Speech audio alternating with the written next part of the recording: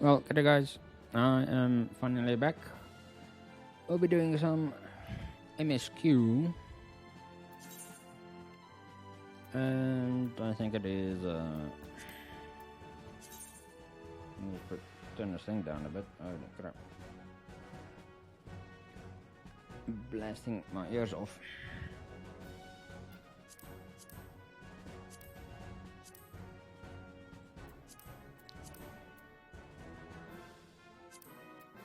Duty number 2. I have to do this one. Boom.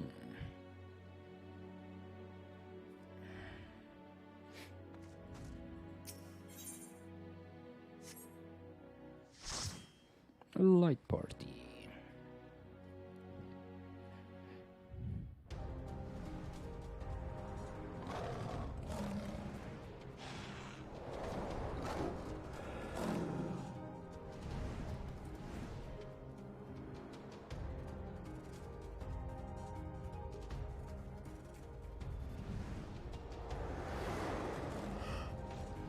Oh.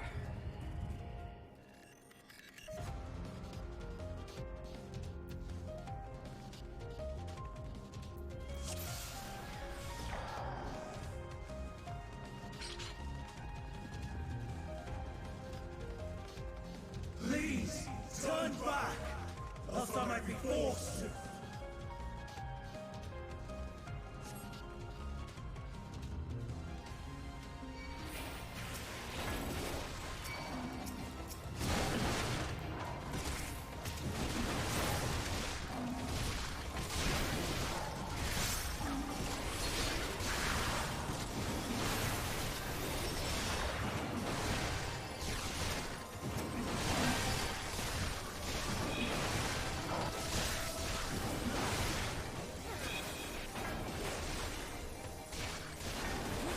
Come on, check out.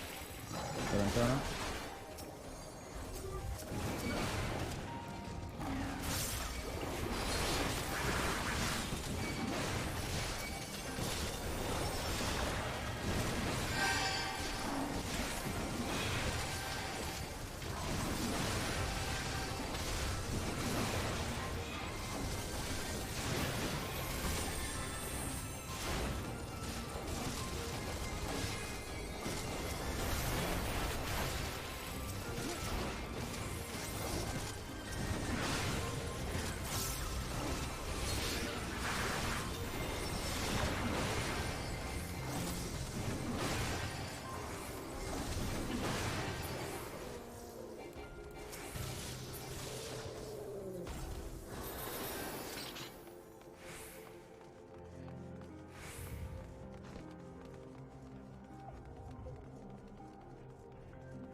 What the fuck, honey?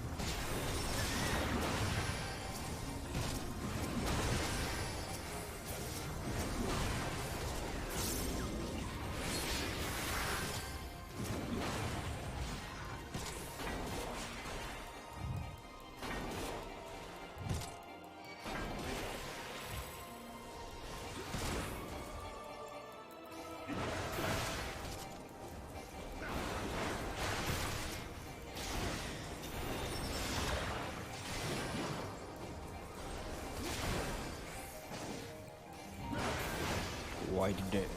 You know.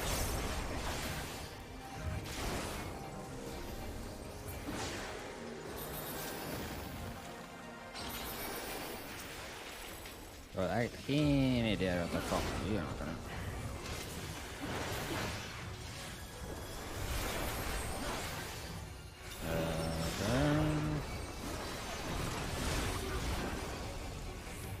Så den kör bara efter det uppräckning.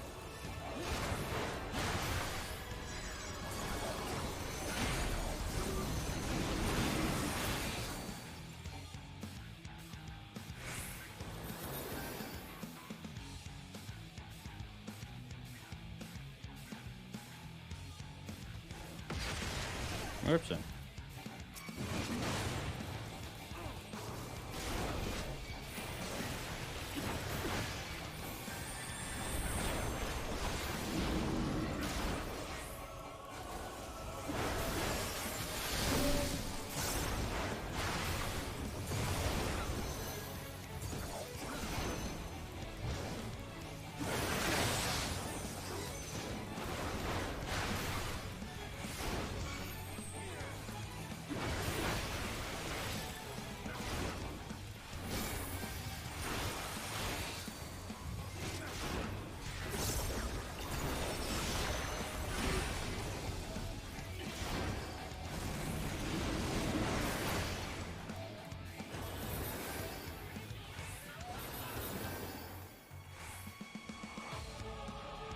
Vad är det? Fotosökaren.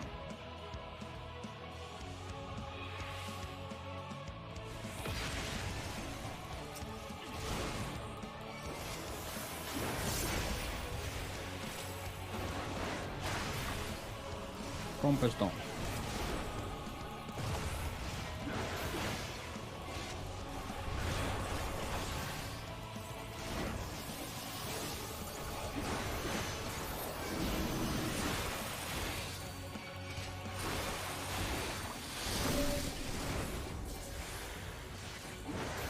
Okej.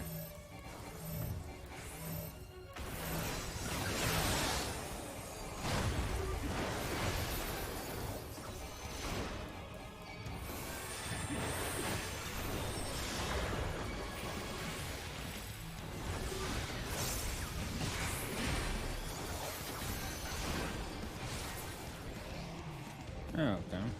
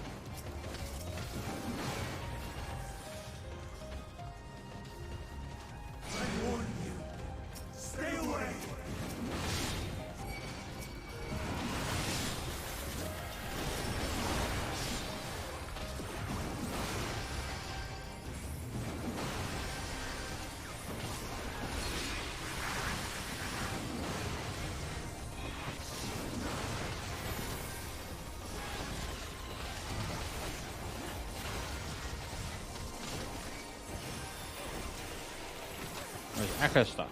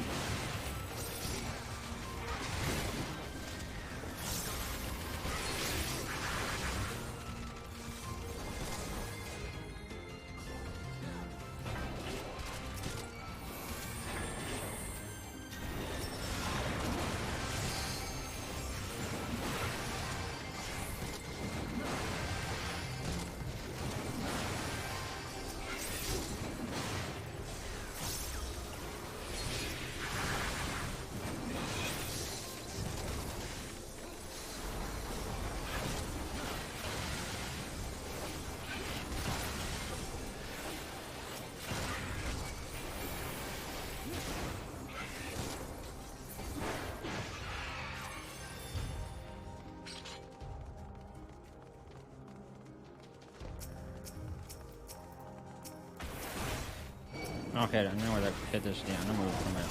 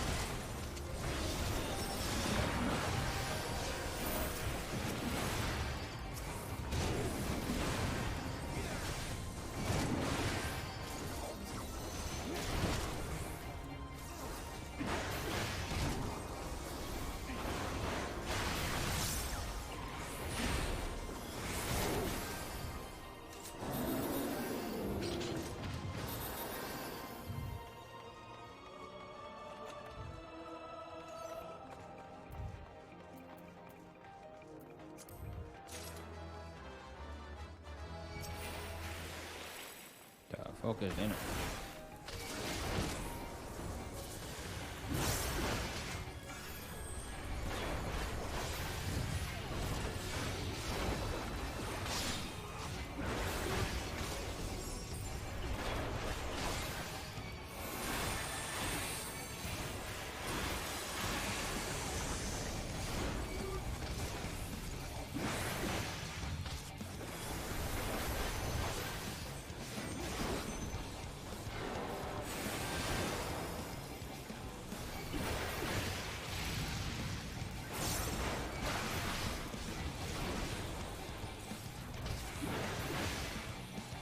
Okay.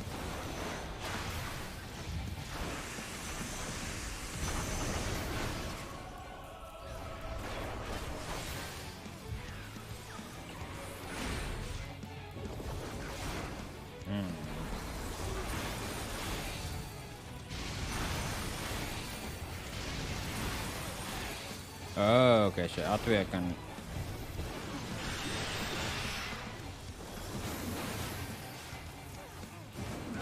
Whoops.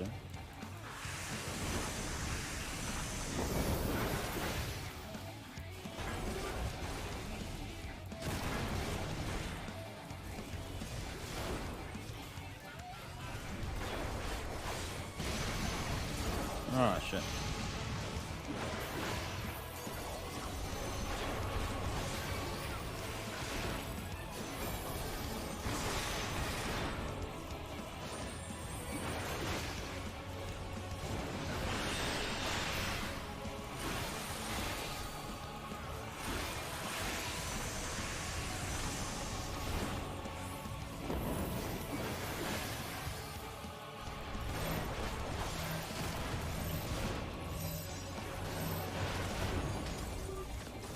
Oh, yeah, okay.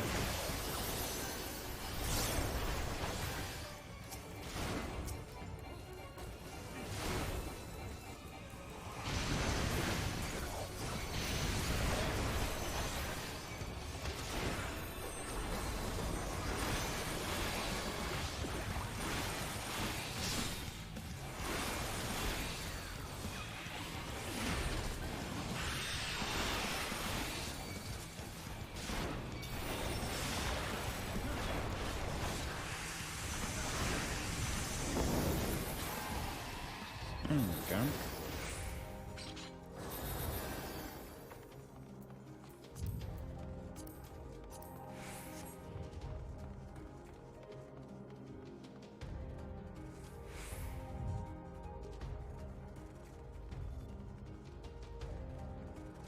I cannot let you take me, Sion.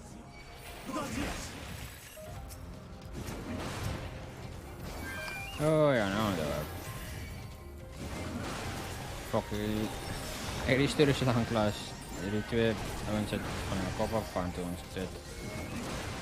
Älähän kaka.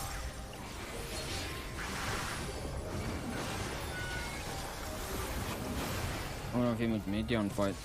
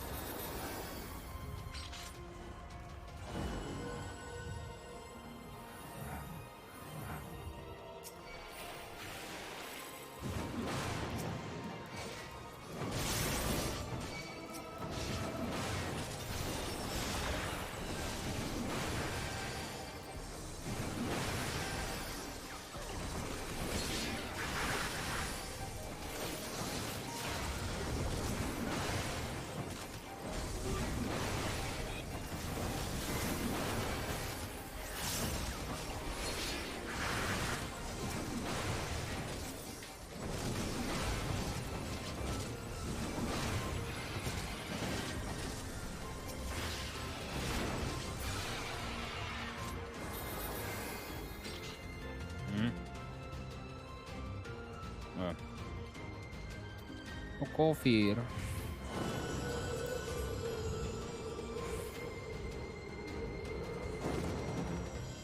What the fuck? I must hear their answers before they're expunged from existence.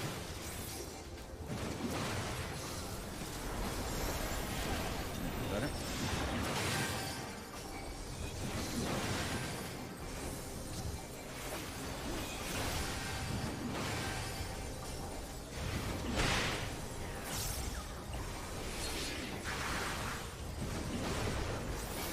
That shit's good, eh?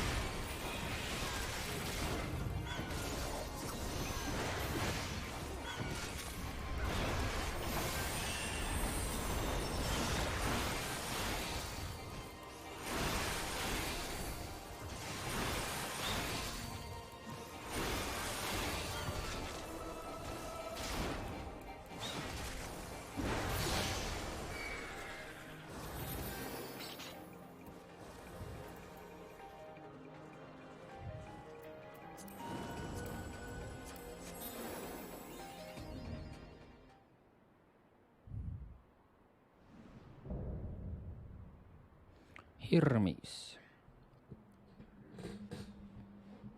So, it comes to this.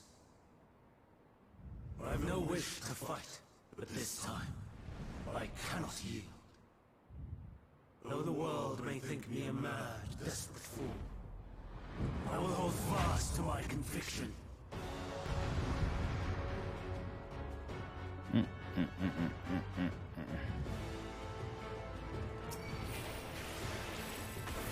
I will have the time and tranquility I require. Lust and gale, gather to me!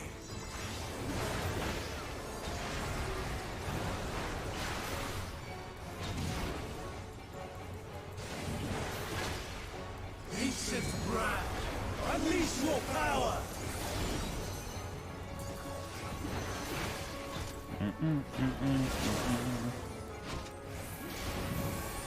Dancing wind, pierce my foe!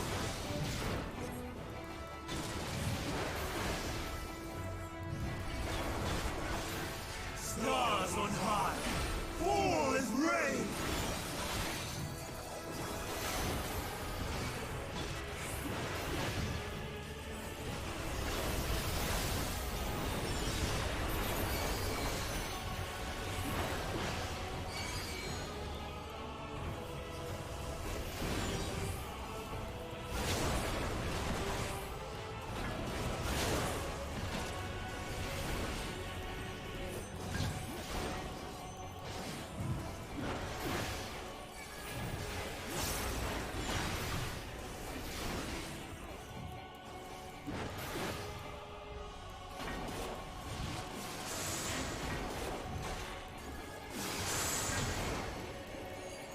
Okay.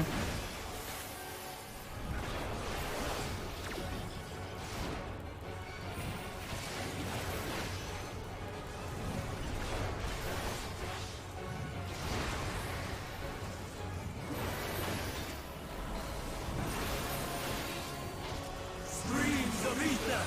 Surge as one!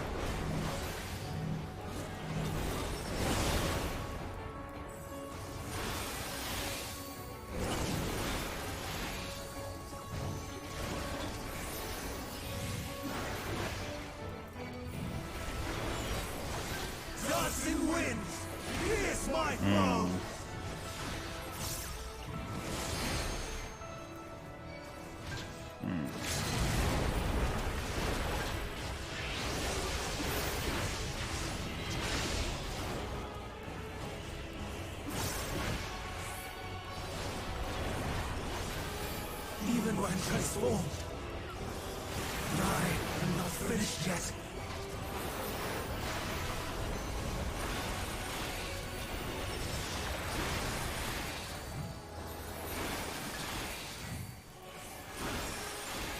Stars on high, all is rain. You. Okay. Cool match. My power.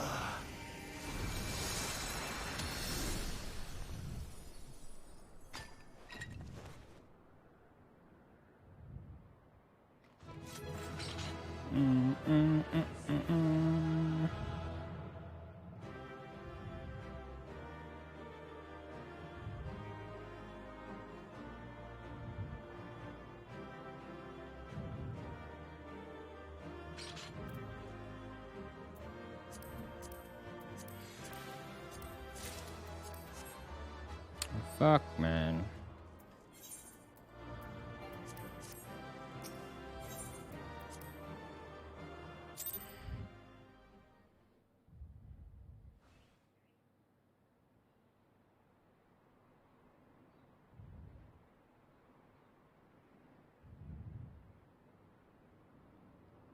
It's over, Hermes. In the name of the Convocation, I hereby take Meteon into custody. And setting aside the matter of your nomination, you will come with us too. We require your knowledge to assess and resolve the situation.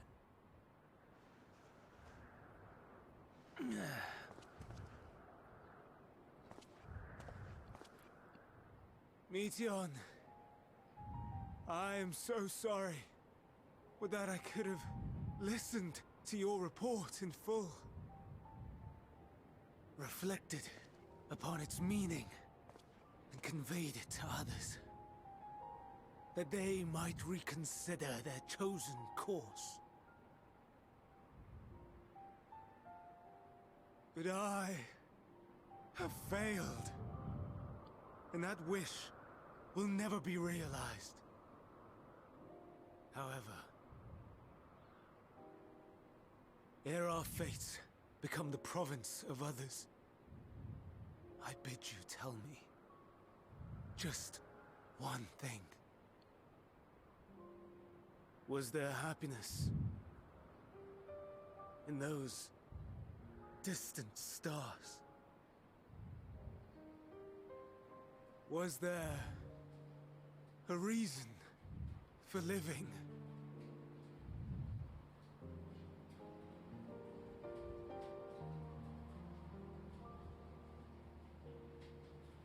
We conducted our search as per your instructions. We scoured historical records, communed with the spirits of the deceased, heard the final testaments of the dying, welcomed their shadowed hearts into our own. One race had striven to create a world bereft of animosity. They renounced relationships to avoid interpersonal strife, and in so doing brought about societal collapse. One race had renounced war and devoted itself to the enrichment of its people. They were conquered. Though they destroyed the enemy in reprisal, they could not regain their former glory. One race had concluded that finite time was the root of all woes. Aspiring to shatter its shackles, they went in search of infinity. They discovered nothing is infinite, and that neither time or death can be cheated. Disillusioned, they gave up on the future and themselves. One race had discarded all things that gave rise to sorrow, hoping to have only joy. They found joy lost its savor in the absence of sorrow, and lost their will to live. Though worlds apart, these peoples shared a belief. The belief that they had tried their best. That they had tried to fulfill their potential with every step and success. In the course of which, they learned the truth. That they would never be free of fear and sorrow, anger and despair, of loneliness, so long as they yet lived.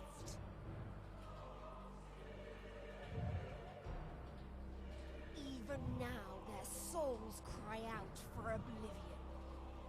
And to this song of anguish, I lend my voice. We lend our voice. Oh, beloved mankind, shimmering jewels of beautiful Aetheris, rejoice, for we will free you from the cruel yoke of existence. There is no need to struggle in vain, for in nihility awaits salvation.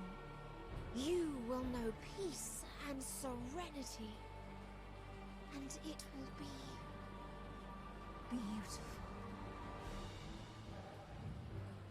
We will make our nest at the edge of the universe, and there in the dark of dead worlds hoard sorrow and suffering. There we will sing, our chorus ever louder and ever clearer, that our song may reach even this ether-shrouded star. Such is the answer we have found in the stars. Such is the gift we now offer to Aetheris.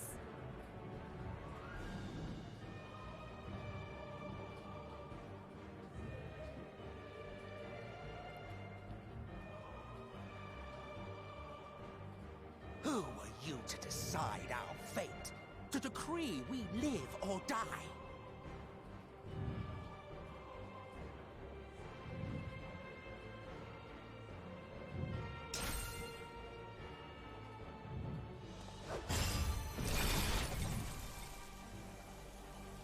Have you lost your mind? You heard what she said. She means to destroy us all, yet you'd still take her side? In the name of the star, we have discarded those creations that we deemed flawed.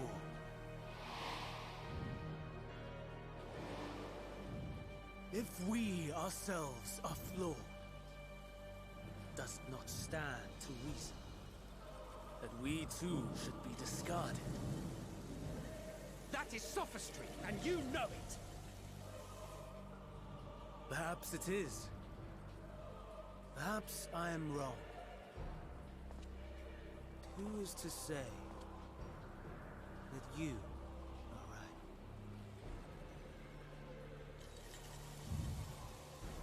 Let us settle this with a determination.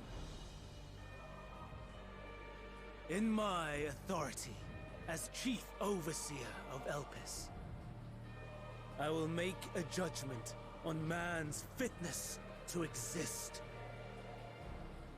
If he can learn to value all life and retain his will to live, even should his end be justified, he will surely find a way to avert his demise. If not, he will perish in starve. As with all determinations, provisions must be made to ensure fairness. Kairos! Awaken!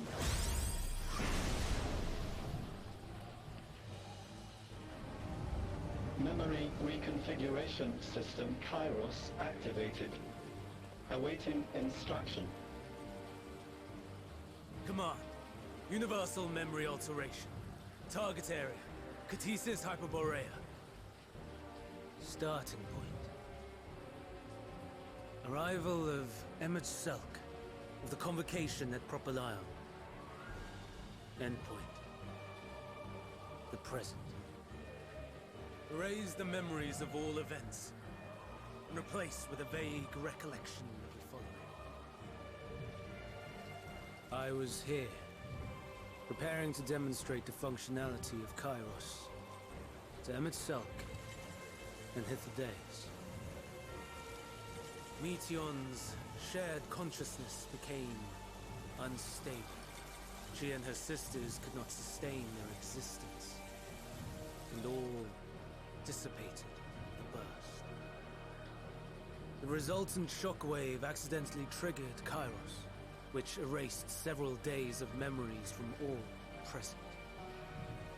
Execute. Command acknowledged. Initializing. 3 processes remaining to execution. Bravo. I dare say one would be hard-pressed to make it fairer. Everything that you told us, everything that has happened, the fact we've even met, it will all be gone.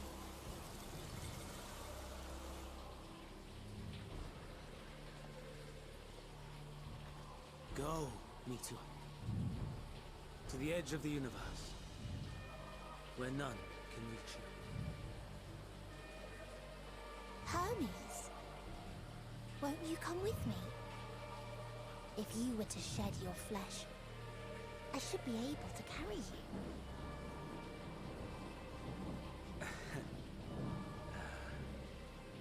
I will remain. As a man, I will oppose the oblivion you bring. Silly fool. Had you said yes, I would have granted you the gentlest end.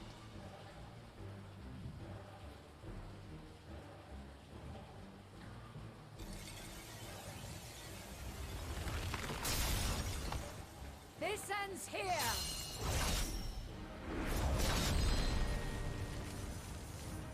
Fly, Meteor!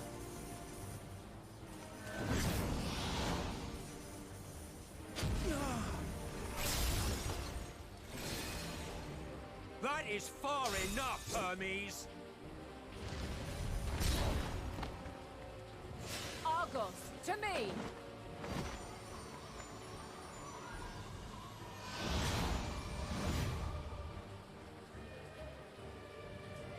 First process complete. 2 remaining to execution of memory reconfiguration. As if we needed more pressure. No matter what, you cannot forget what happened today.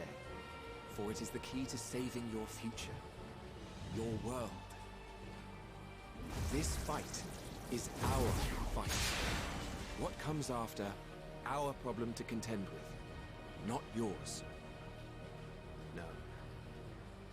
Your own struggle awaits, and no one else can take your place. You must flee this place with your memories intact, and I will see that you do. Now then, where is it? There you are, my little confluence.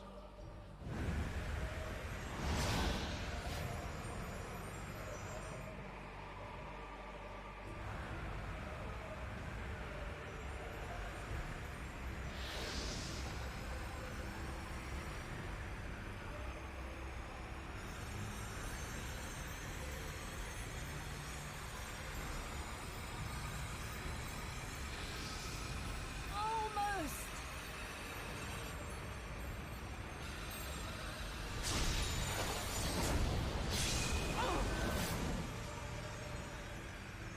Very well, then. You may elude us this day, but not forever.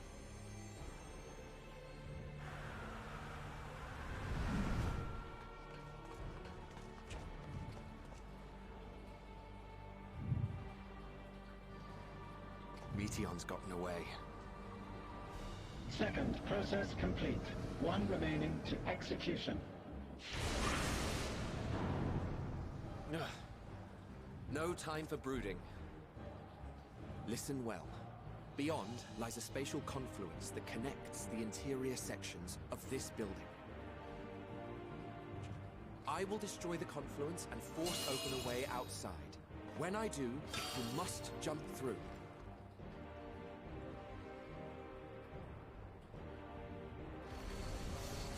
I cannot tell you how sorry I am. But neither can I let you escape!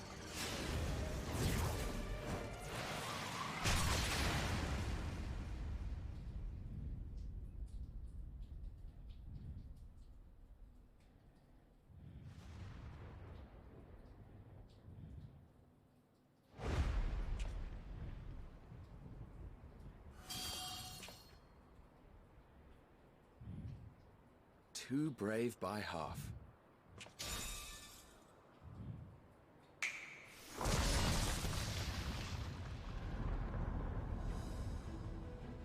Exemplary work, as always, Selk. What? But how? I thought the confluence was... Over there? Yes. We were rather hoping you would. It was never anywhere but where it is now. The instant those two began making their way towards nothing, 'twas clear the plan was a diversion. I'm quite incapable of destroying a confluence, I must confess. A gambit brazen beyond words. Though we've grown accustomed to reckless improvision due to the antics of an incorrigible associate. Though, in the case of certain present company, incorrigible is an understatement. Honestly, I'm beginning to suspect it's a requirement for every Azen.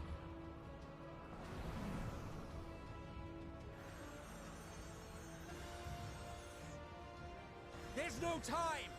Quickly! Even now, I do not believe your tale. I would not suffer us to walk such a wretched path. Still, if it must be said, do not squander it. The legacy I leave you.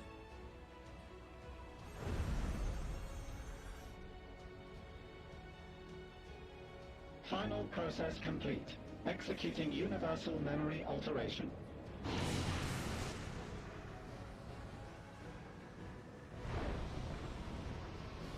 Go, Argos!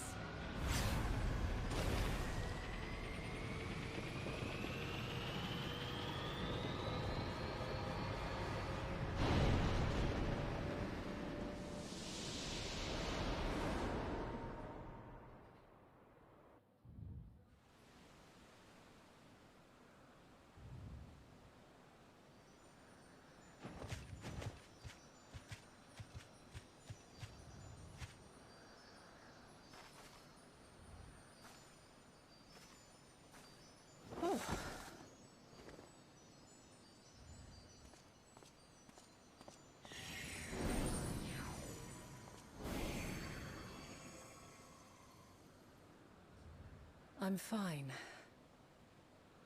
Just a little tired.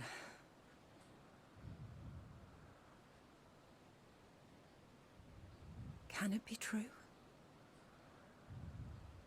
Are we the only ones left who see beauty in the world? In life? Are the stars above no more than husks of fallen civilizations?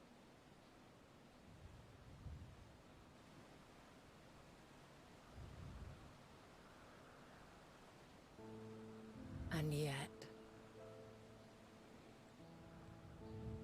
I feel her.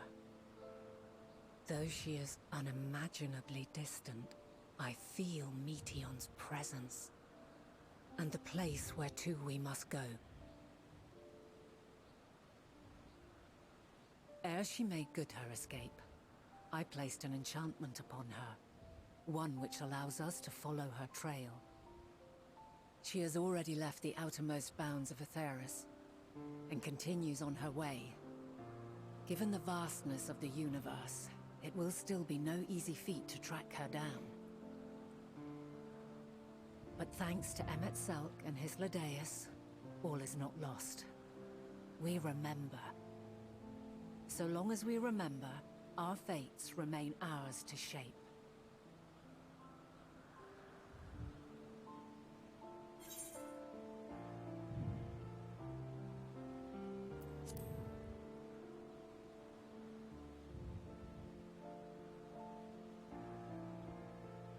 I'd like to know too. Let us ascertain the situation at Kutisis Hyperborea, where they should still be.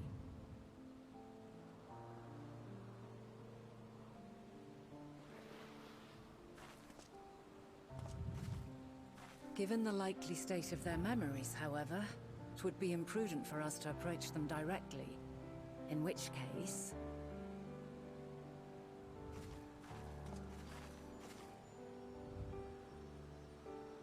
I am sorry, my friend. I've asked much of you this day.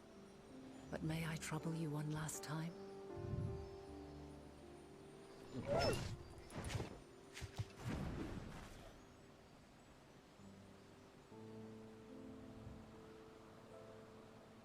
Argos will investigate in our stead.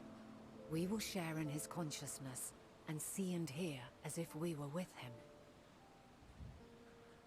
Now, close your eyes and open your mind.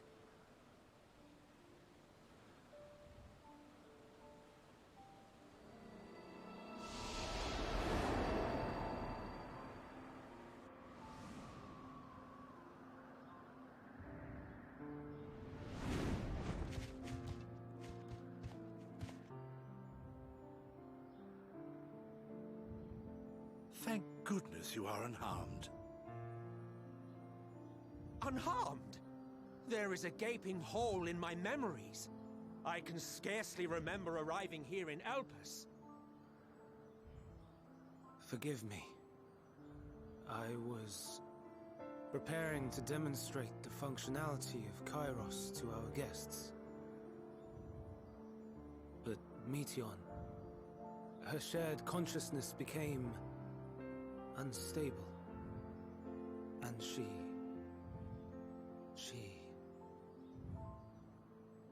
So, that's what prompted the state of alert. And when you went to investigate, you were caught in Kairos' accidental operation. So it would seem. It's all a blur to me. Such an unfortunate accident. Oh, and what of Vinar and your other companion?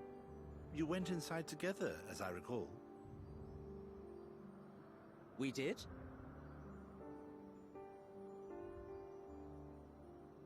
If Vinar was with us, I have no recollection of it. But that there is her familiar, is it not?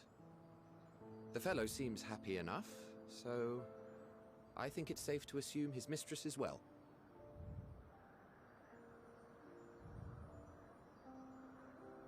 I haven't the slightest notion who this other companion might be, however. Ah, well, that individual struck me as a bit different, for want of a better word.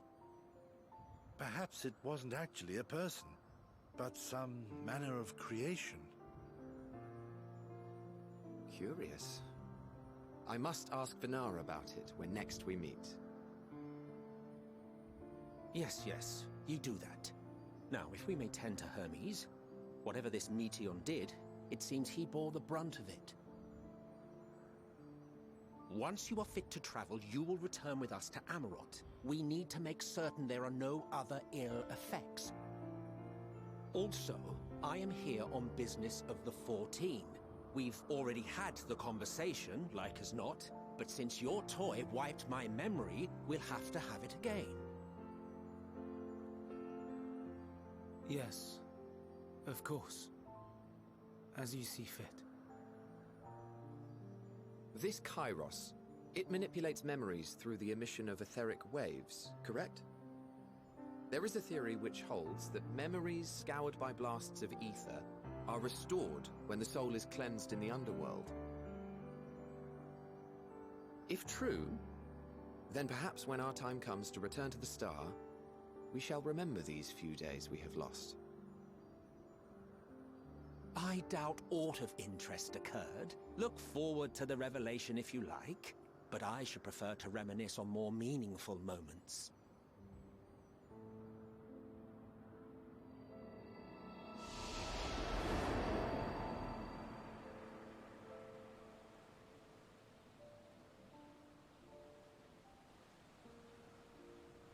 Let us rest, if only for a while. After all, you and I... Oh, we still have a long, long way to go.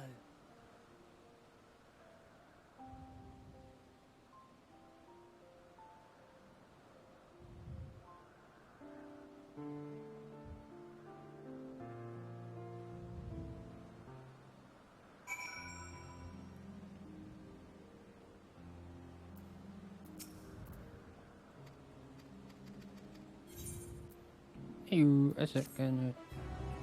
Ether current.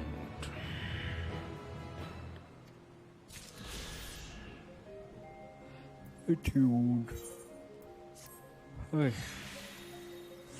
Now we must instead ensure the experience item is stored in pledge as previous.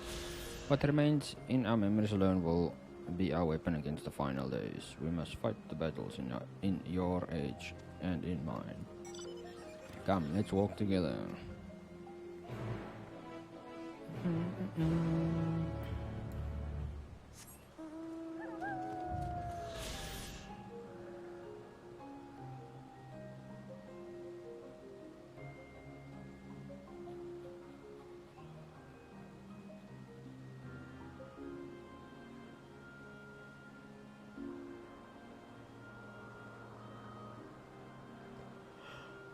Oh, fuck me.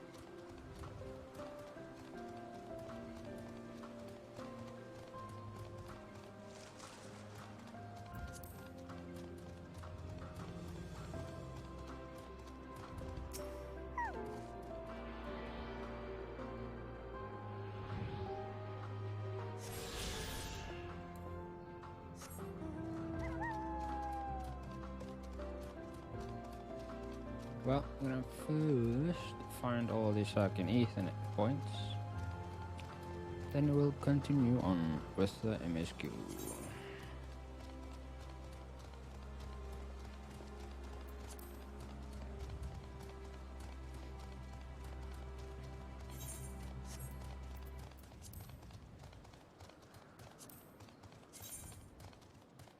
One, two, three, four, five, six. Hey.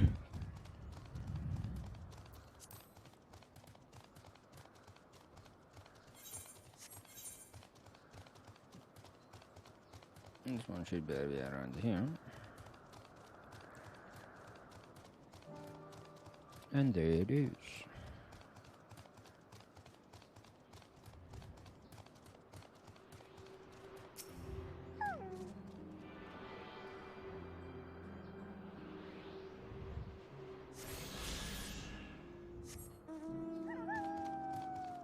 Other one is in this area.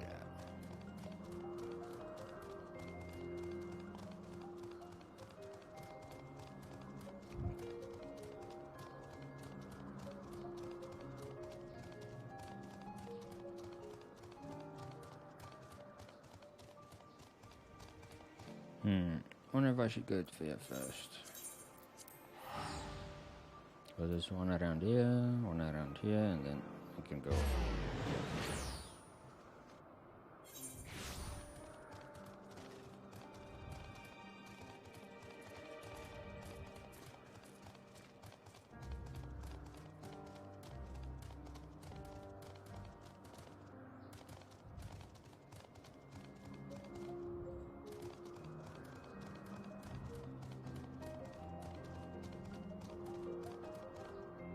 What the fuck is this thing?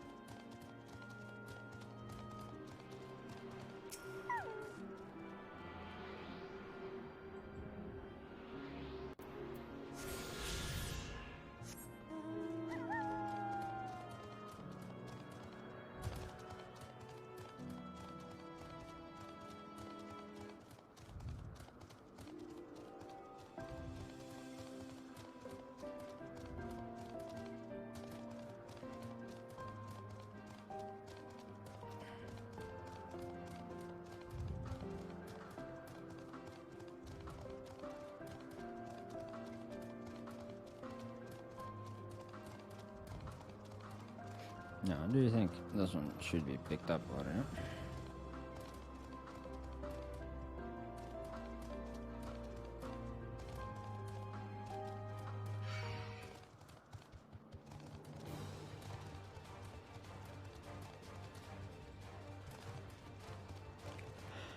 Hey, that's what I got.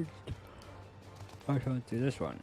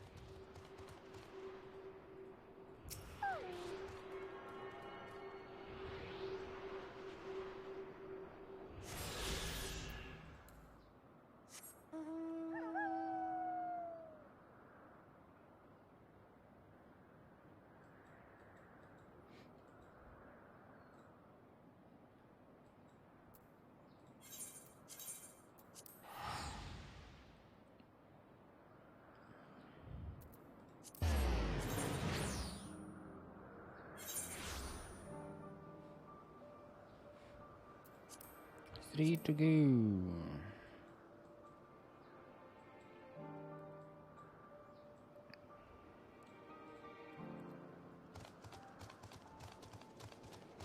I most likely did not do that one.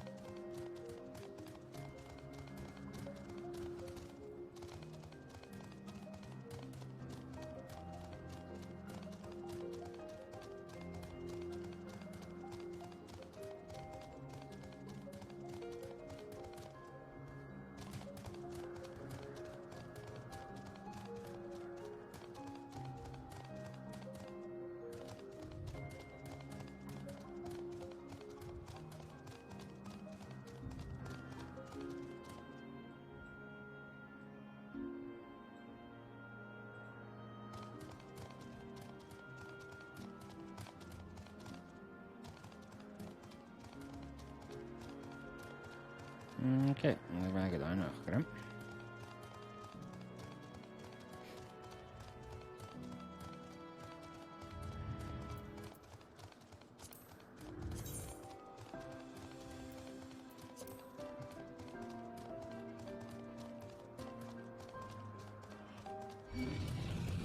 Hoi.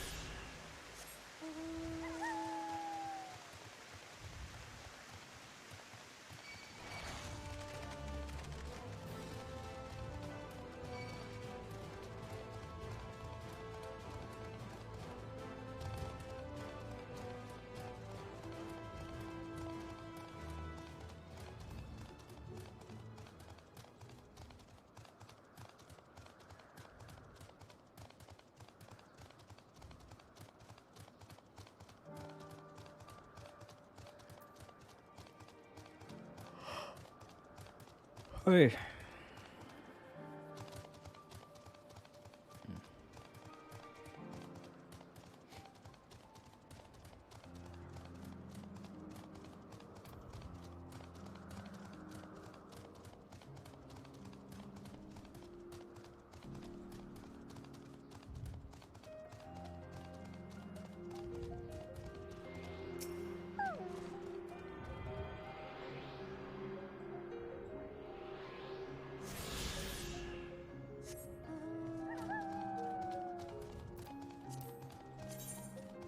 Cool, on this one, most likely, yeah, by the dungeon.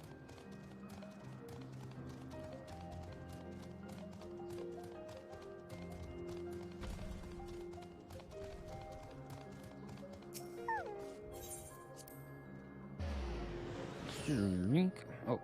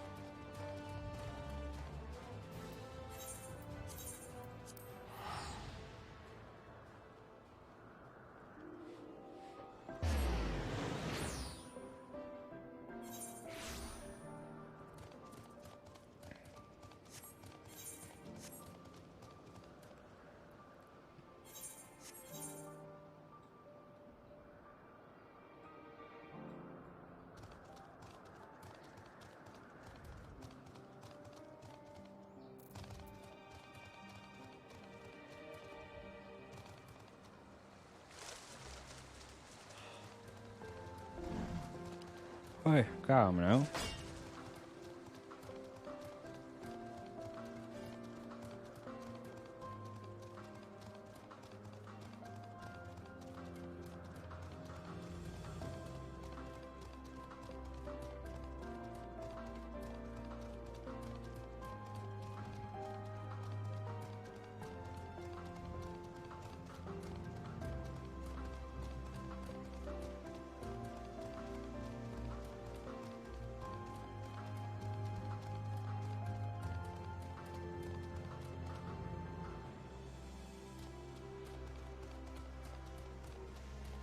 Easy fucking hell. Holy shit.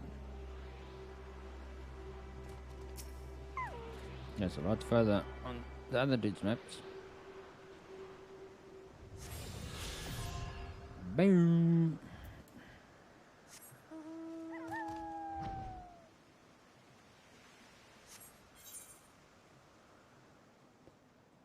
Hey. Hey.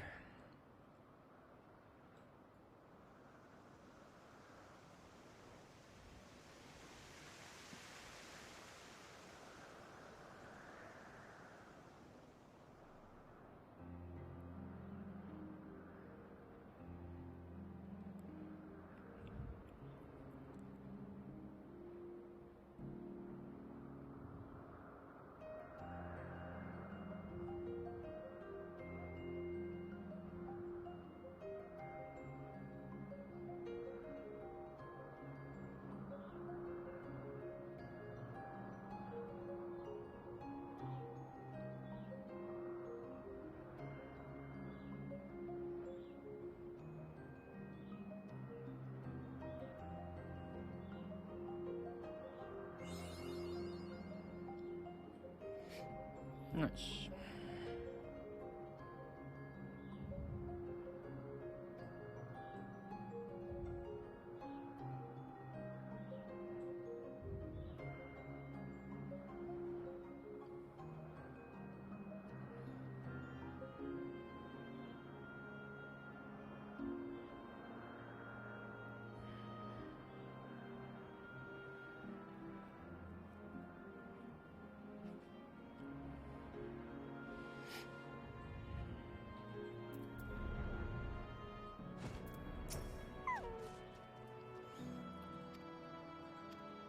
Segment that you set aside.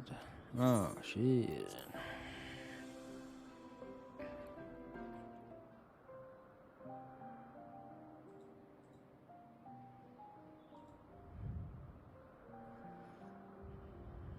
So, it is within. The portal that brought you hither, and will take you home.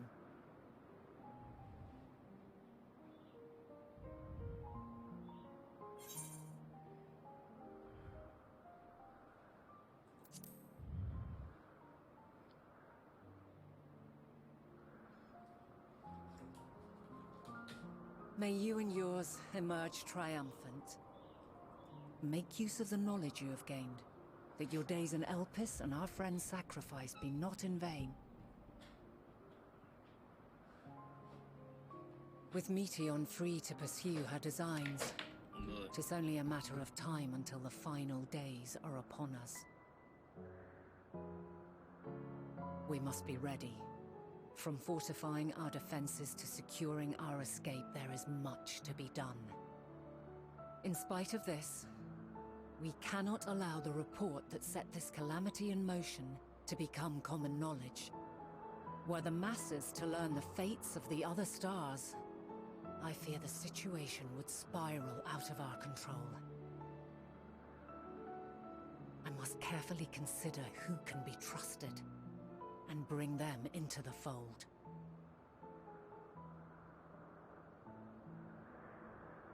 Ordinarily, I wouldn't hesitate to call upon the 14. However, it was the desire for a fair determination that drove Hermes to attempt to erase our memories.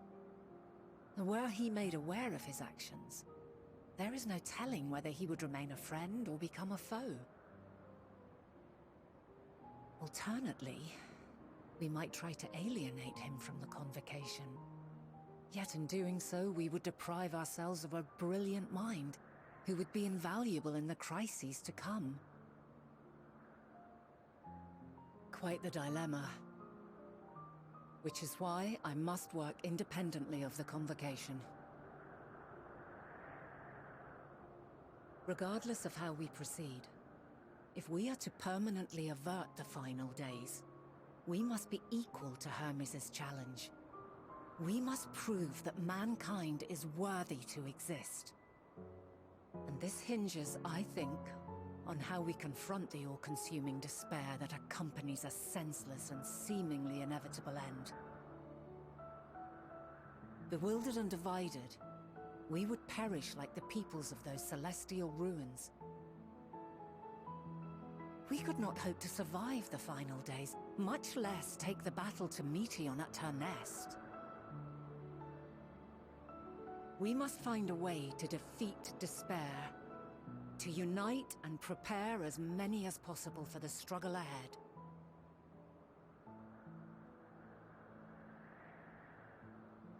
Heavy will weigh the burden of guiding this legion of souls. Yet I have faith in mankind's potential. As long as he believes in himself, there is naught he cannot achieve. So I will not give up on him. On us. You may find your world to be very different. Or perhaps the erasure of our friend's memories has sown the seeds of a conjunction between us. We cannot know until the moment is at hand. So shall I strive to do my best, taking naught for granted as I walk my path.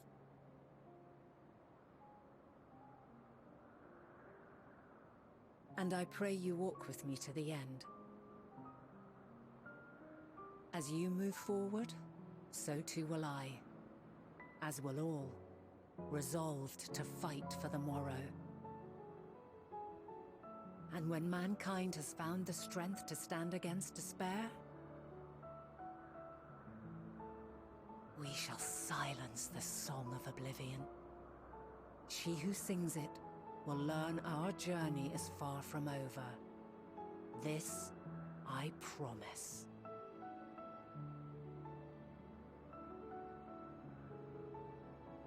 Fare you well, my light of the future, till we meet again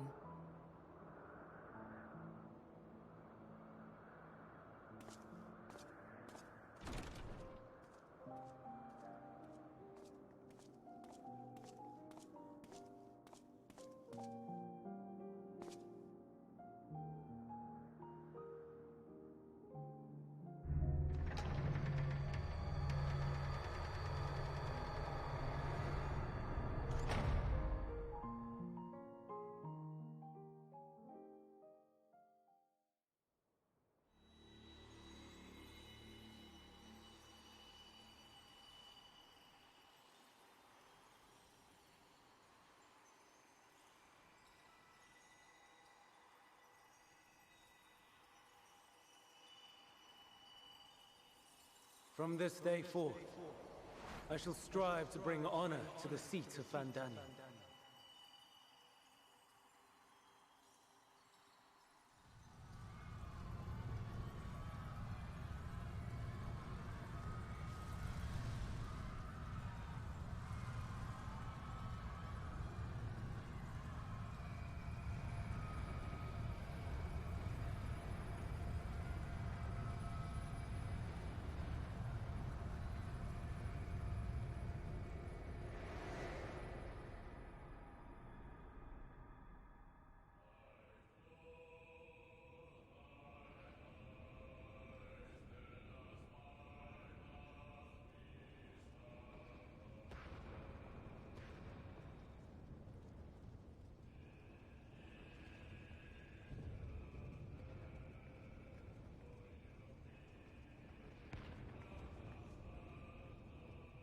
Even now, I remember standing there, locked in a moment where the sky is aflame.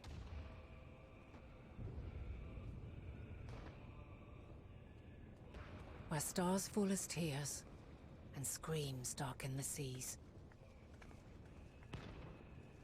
Where resignation rots the trees.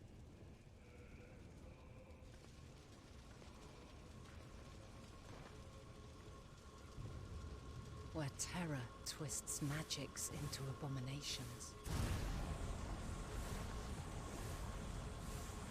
Such is the lament of they who have gone before.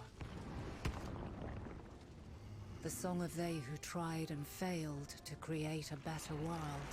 The song of the end.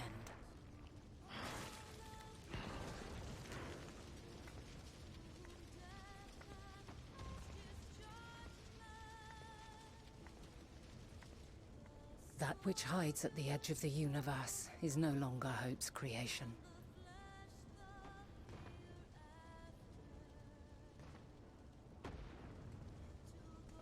It is hopelessness incarnate.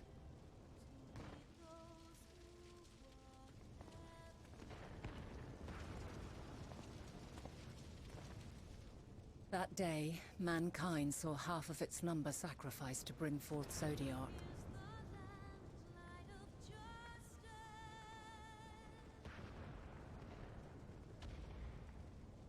And covering the star in a shroud of ether, we forestalled the final days.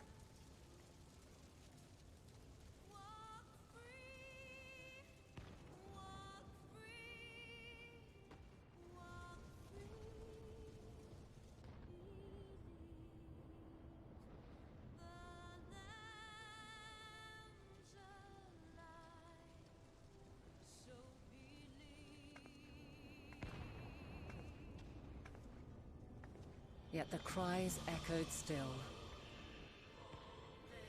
We wept for innocence lost, wailed for death inevitable.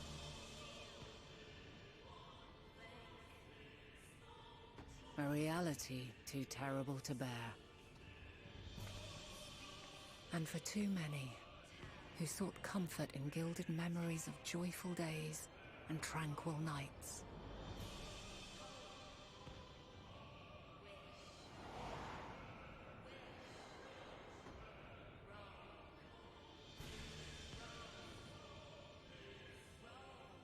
This is all wrong! Why must we suffer so? It needn't be like this. No. There must be a way to restore things to the way they were. To reclaim the perfect paradise we once had. No, my friends. Suffering exists, and we cannot pretend otherwise. No civilization, however great, could eliminate it. If we would live, we must accept it as our constant companion. Let us not seek to forget this tragedy. Let us carry it in our hearts, that we may grow stronger and know true happiness. We can't accept it! We won't accept it! It will be ours again! A world free of sorrow! No, it will not. For there has ever been sorrow. Mankind was but spared its biting sting for a time. So please, open your eyes. To try and reclaim those lives we lost by sacrificing yet more isn't wisdom. It is weakness. No paradise is without its shadows. If we cannot accept this truth and learn from our pain, then our plight shall be repeated.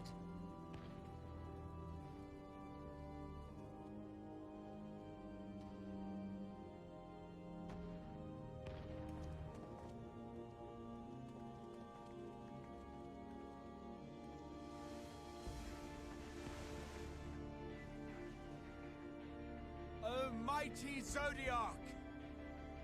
God, born of our boundless faith, we bid you, hear our prayer. Accept this offering of lives, and deliver unto us the lives we once had. Deliver unto us the days of old, the days when the star was a font of love, and we knew naught but bliss.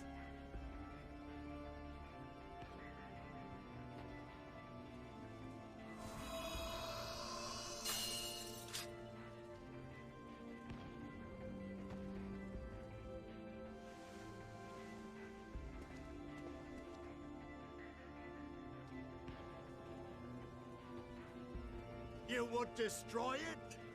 Our beautiful world?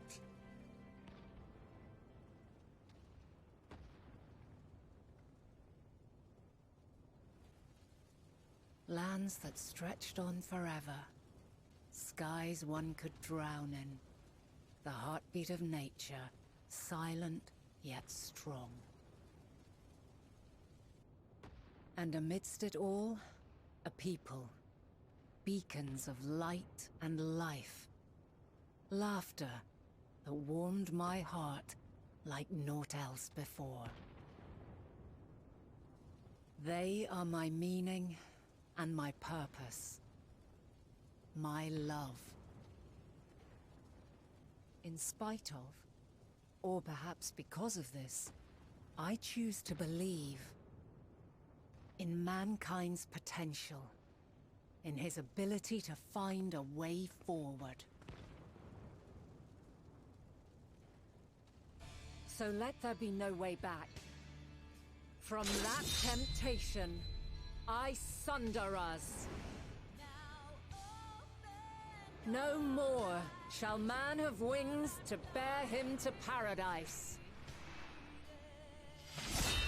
Henceforth, he shall walk.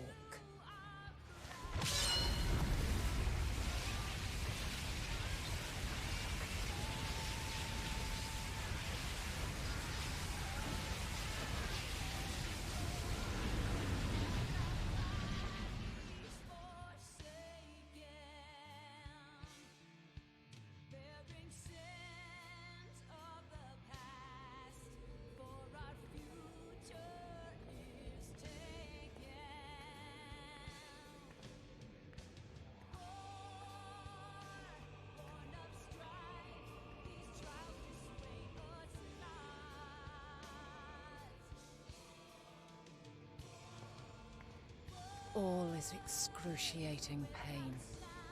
I breathe fire and torment.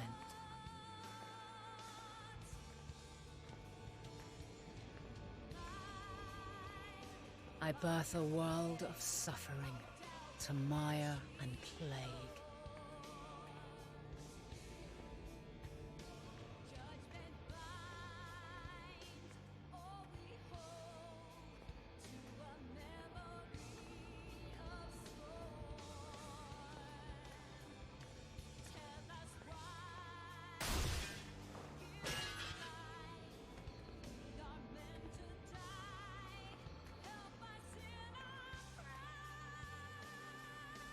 In one fleeting moment, lives come and go, ever moving towards the unknown.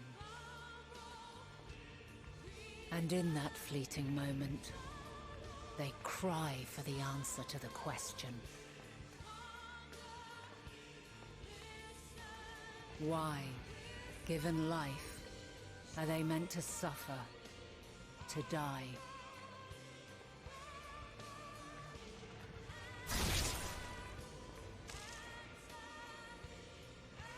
As fragmented, imperfect beings, yours is a never-ending quest.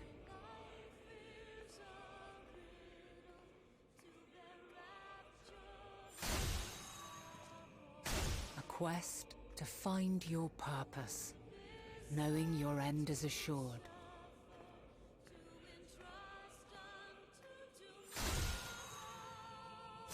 To find the strength to continue when all strength has left you.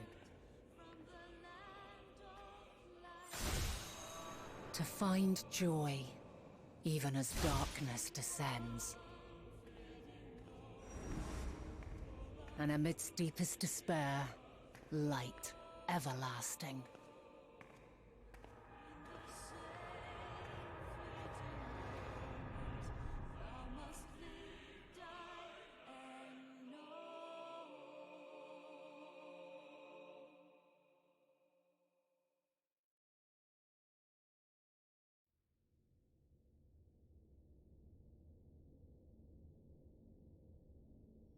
A conjunction has begun to form, an intertwining of your time and mine.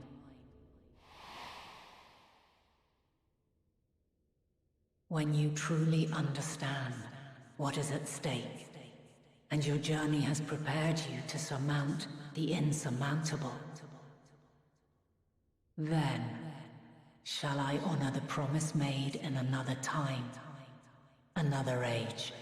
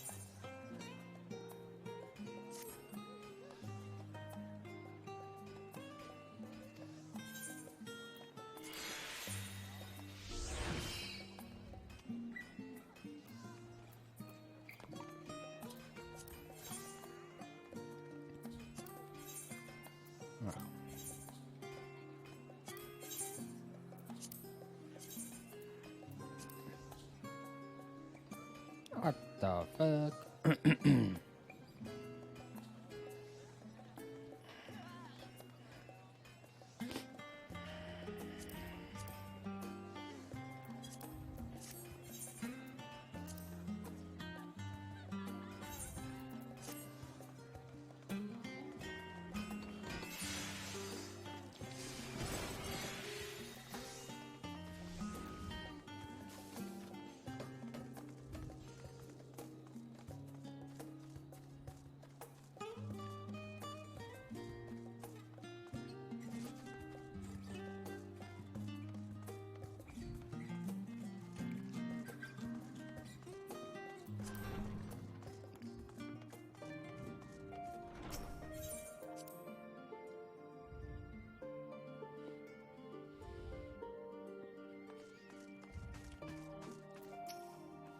Cryo.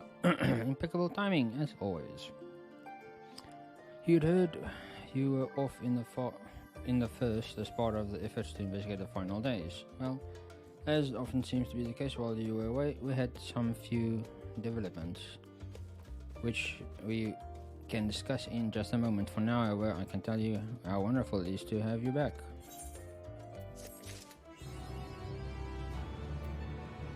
Carry our song. Ooh. As the heavens burn.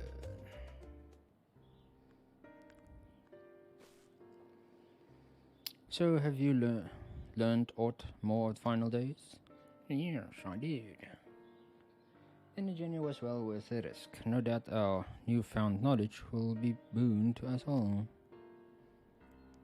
Unfortunately, during our time in the first, events have taken turn for the worst. Scions are running themselves ragged trying to contain the spirit of blasphemous. But it's a losing battle. To try and ascertain the where and why of it, a liaison has been traveling all over. Of all the regions they visited, ENDWALKER is one of the worst affected. Took to allied soldiers to the for aid and to occur, but the province is vast. They only managed to visit a handful of coastal villages. It was accomplished with celebrating still, but a drop in the bucket. In the meantime, Stola and Master Toya have been making a concerted effort to establish contact with Heidelin in the Ethereal Sea, but with no avail.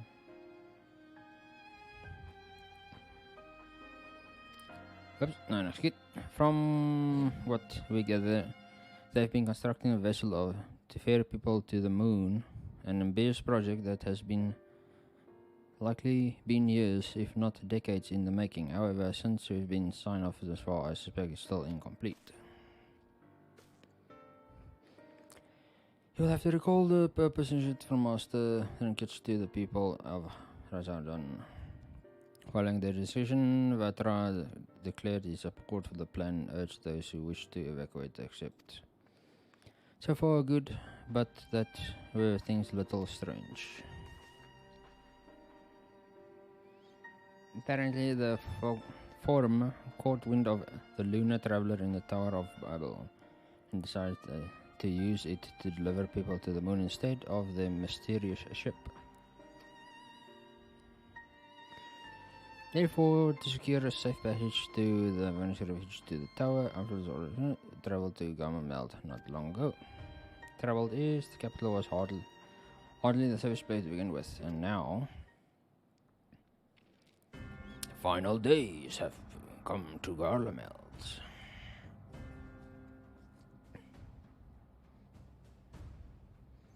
Shortly after our friends arrived, they were sent to Robinson with Master Vankirit. Then panic broke out and our communications were severed. From what fragments we were able to make out, as the Ningxia went completely silent, we can only assume the phenomenon has spread to the capital. Others need you. Please, you must help them.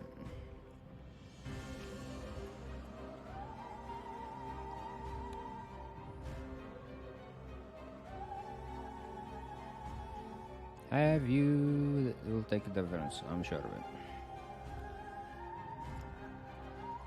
Camp, broken glass, the first portal should be the start. Hopefully Lucia will know where they are.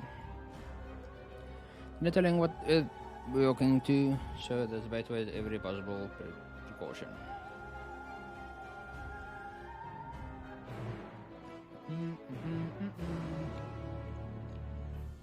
I don't know why the music is getting louder. It fucking gets louder and louder sometimes.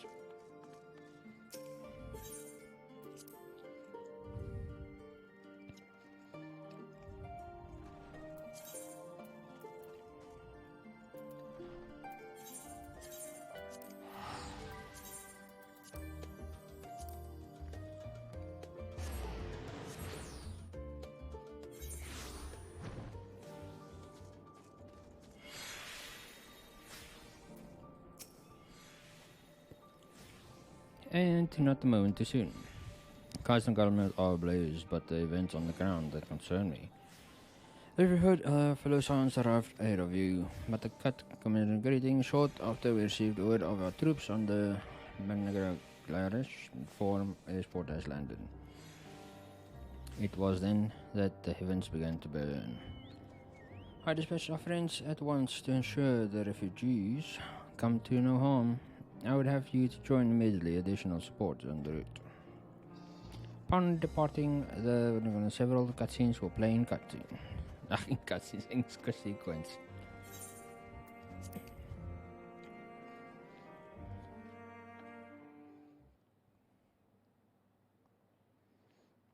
Earlier in Magnaglarius.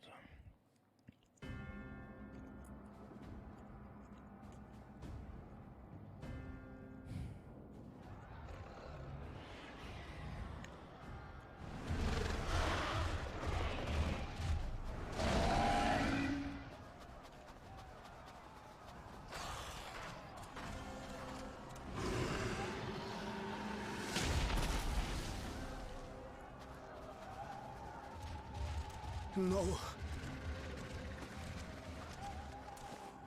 No. No. We were promised an escape. Not the same you who fled.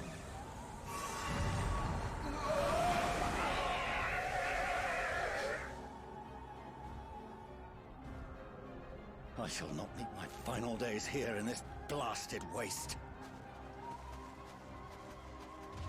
Calm yourselves. Your panic is our greatest enemy.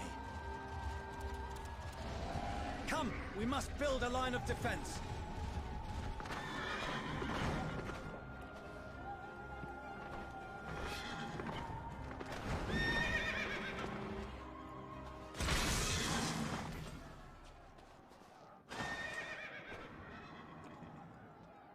How? Leave the fighting to us, Father. You must lead the people to safety.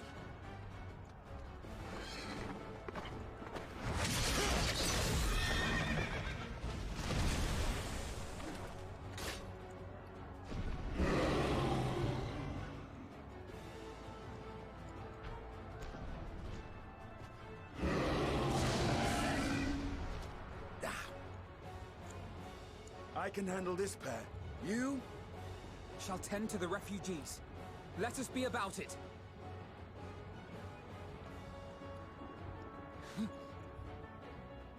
As you wish, my little lord.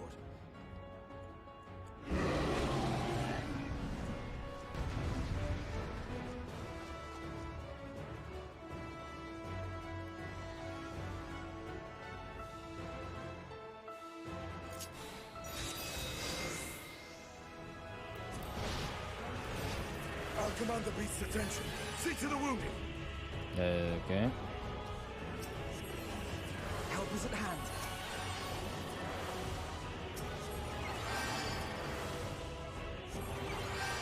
Okay, guys. AOE.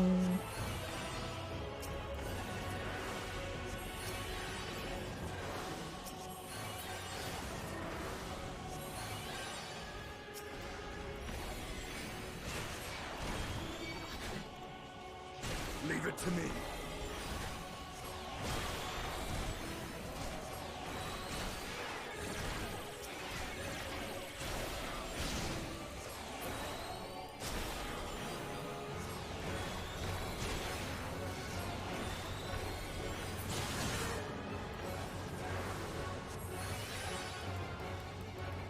What's the name?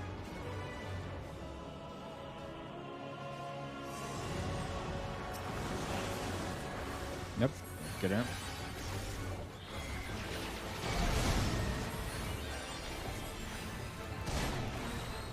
Those who can stand, come with me.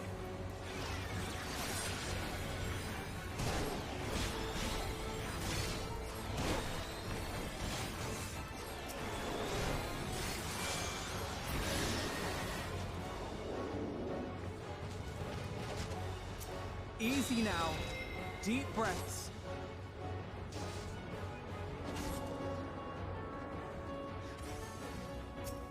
You're safe now.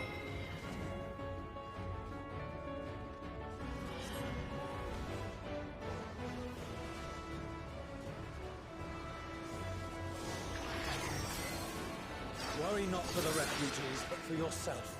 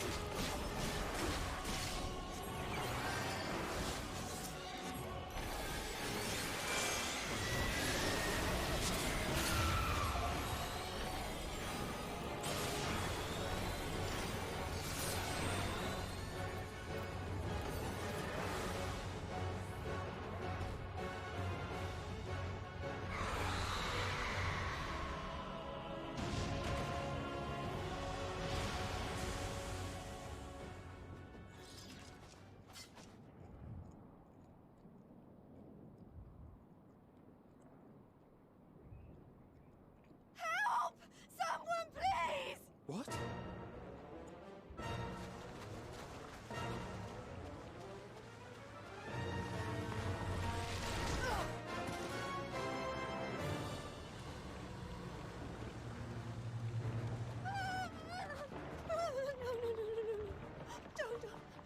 I don't want to die. Forward! Let not a single fiend escape!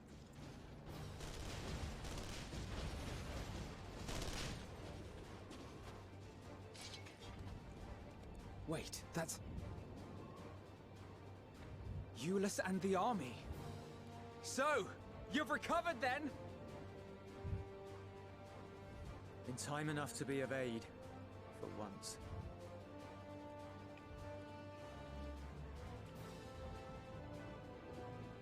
We can speak of it more later. For now, we must fight! To repay your salvation in kind, or with better! For Garlemald has her pride!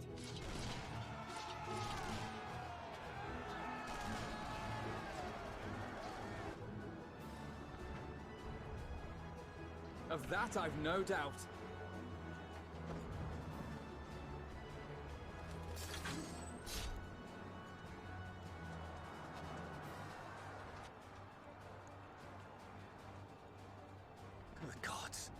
of all possible saviors, the Imperial Army.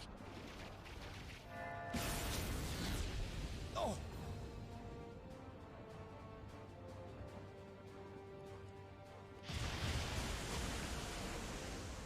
I had hoped to take all of them down at once. Think a withdrawal might be in order? Oh, sod that. You know who would never abandon these people to their fate. To be devoured by their former friends. That'd be beyond cruel.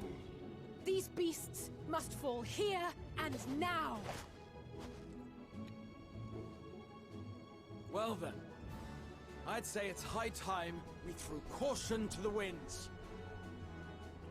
So long as you spare me the heroic sacrifices. Now, let's go!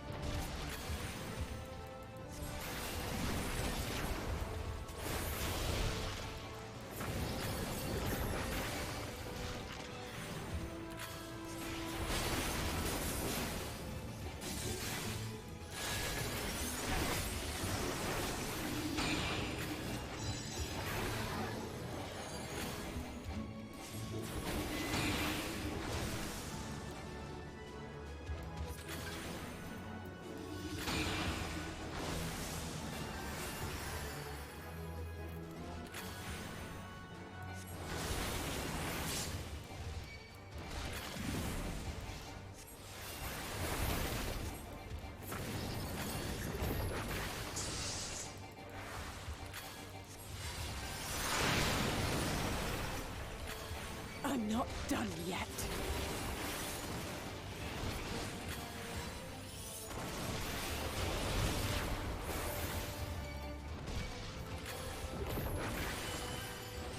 Right, heal me actually. Nothing to worry about. Let's see.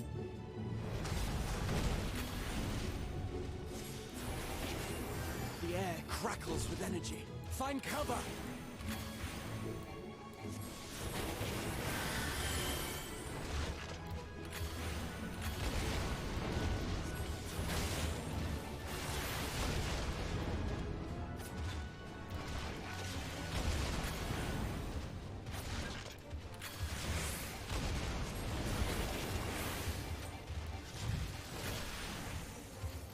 As they say, turnabout's fair play. On guard.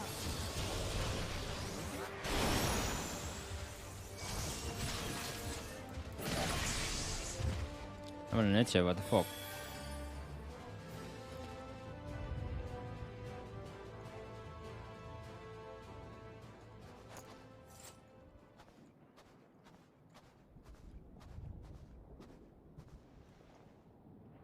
There's not the barest trace of ether. Maybe there really is no way to bring them back.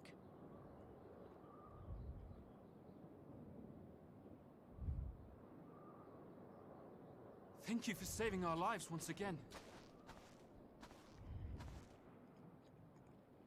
I remember you, from Purusha. You helped us there too, didn't you? Ah, you're from Palaka's stand. I'm glad you're still in one piece.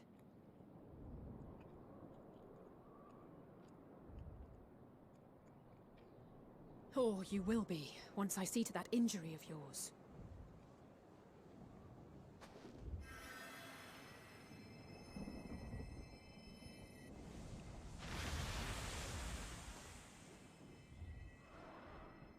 Look out!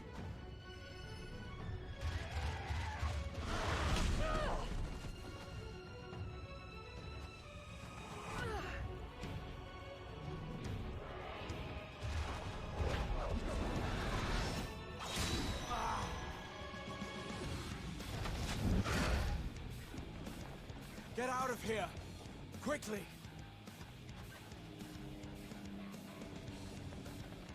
I won't lose them. Not a one. This will be a brighter future. I won't let a madman's apocalypse ruin everything we've fought to achieve!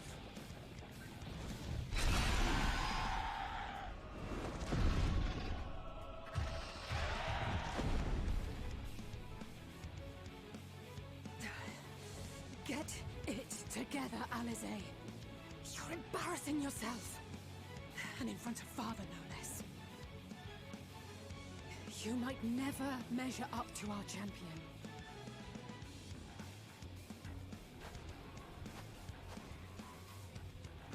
But we ask too much of him as it is. You mustn't let our sword in the darkness fight alone.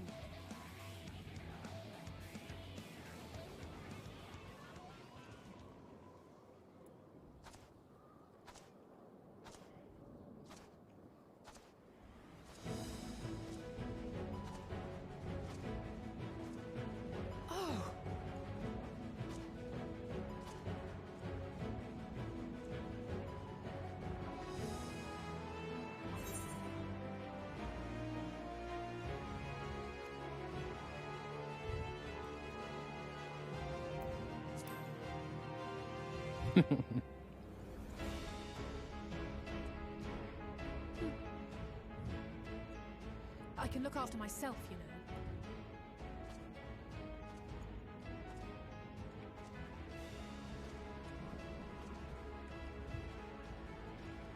Everything's in order, I trust?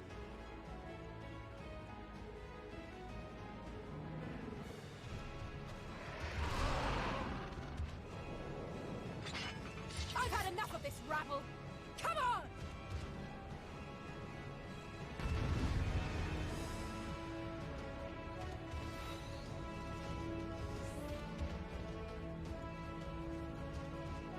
Oh, a trio for the ages.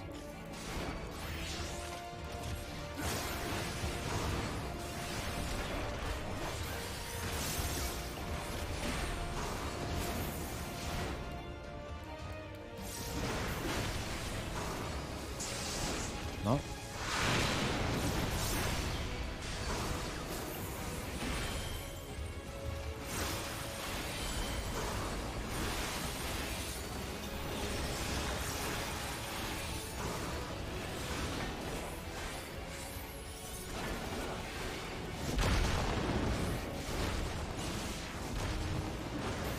Just the beginning.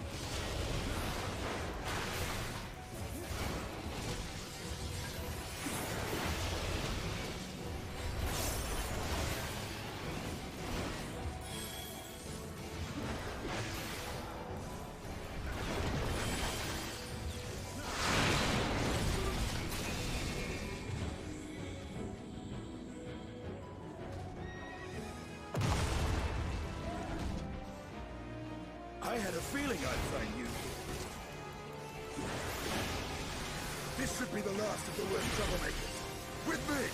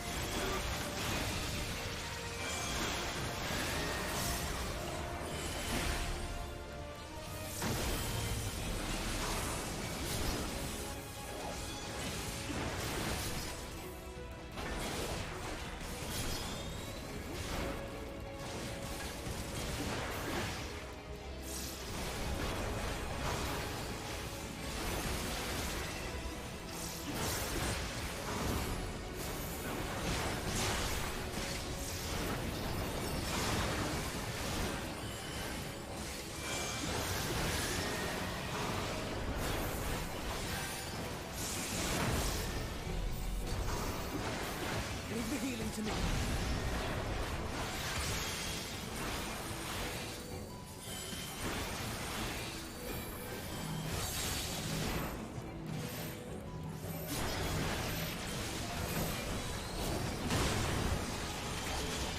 I am in your debt.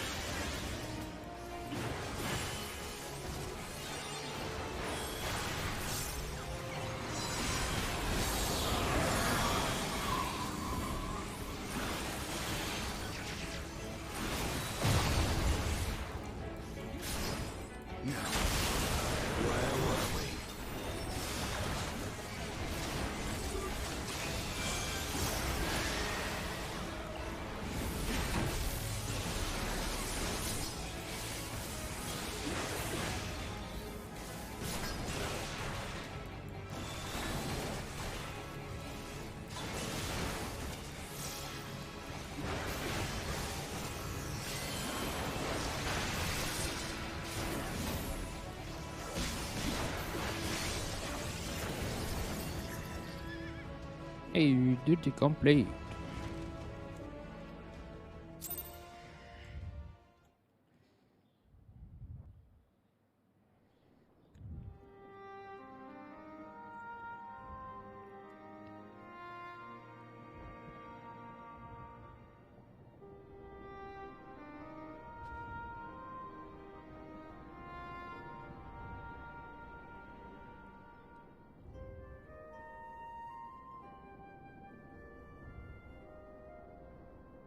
You must board without delay. The ship will depart ere long. Your offer to host us in Sharlayan is most appreciated. But will the final days not soon fall upon it as well?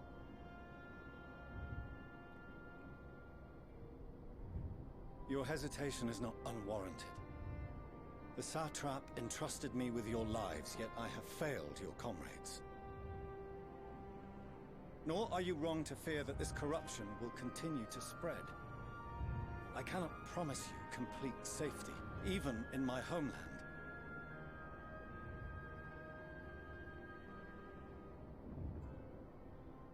What I can promise is that I will do all in my power to protect you.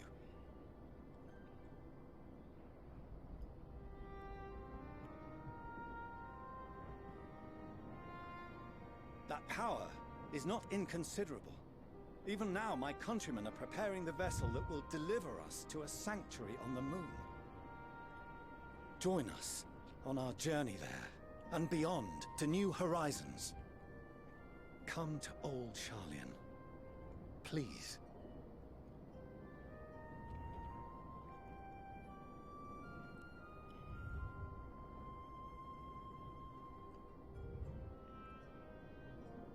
We would be fools to refuse such a generous offer made in earnest.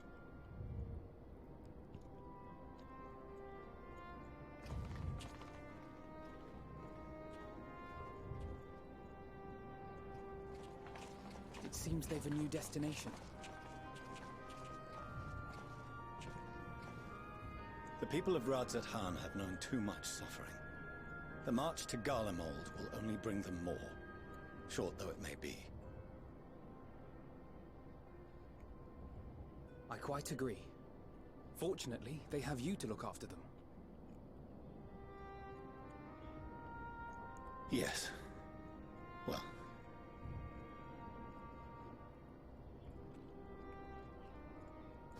Behind you! Just there!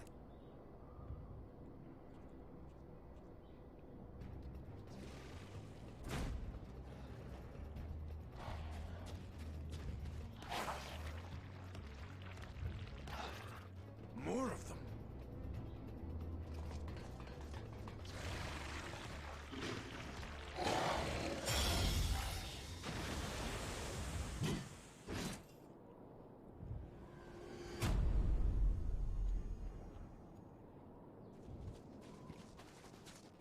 Xenos!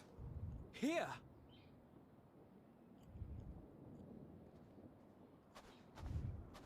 You'll be all right. Hurry to the airship.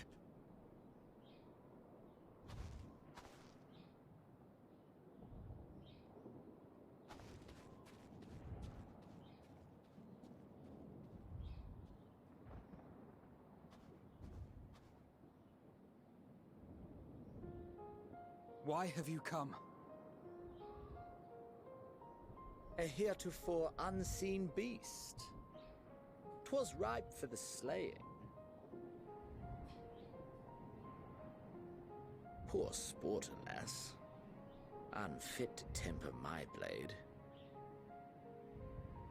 Oh, for the love of... You can't be on about a rematch. That is, and has ever been, my sole concern.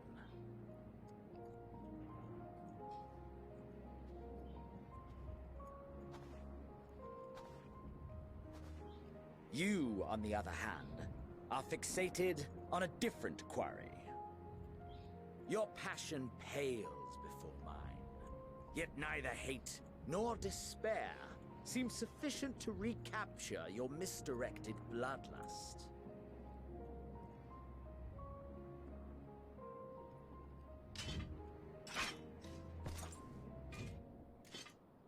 So, I hone my blade, and I wait.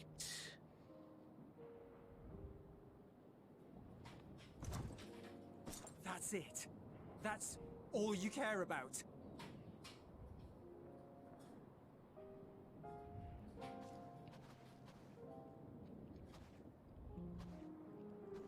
Garlemald is in ruins.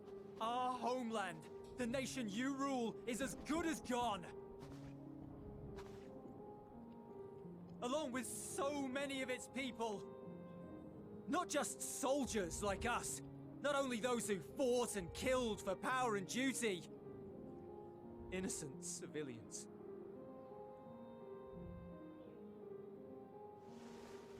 Murdered by their own flesh and blood. Lost and confused as they breathed their last. While we who survived with our lives and minds intact were left to freeze to death. The Eorzeans tell me all this was your doing! You slaughtered your countrymen! You did! For what? For nothing, in the end. So much wasted effort. You bastard! For your own sake, Eulus, you must control your anger. It will serve no one should it consume you and see you transformed.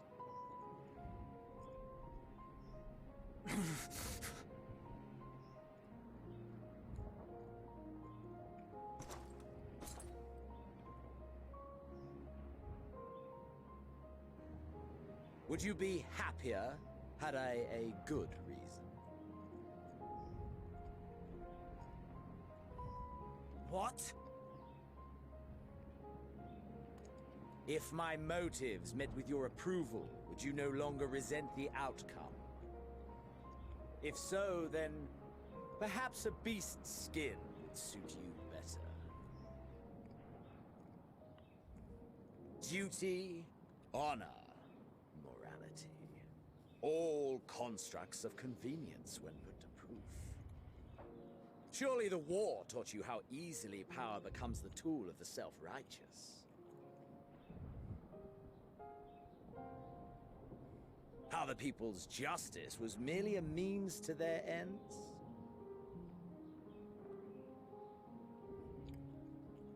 Yet you would ask me why. Ask any creature of this star and those above for answers, and they will tell you what suits their fancy. And they would be right to do so.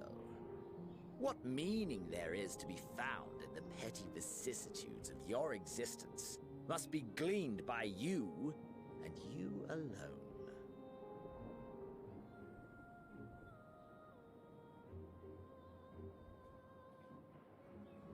Should you seek it in battle in the fruitless pursuit of my demise, then come. Assume your rightful place as a notch on my blade.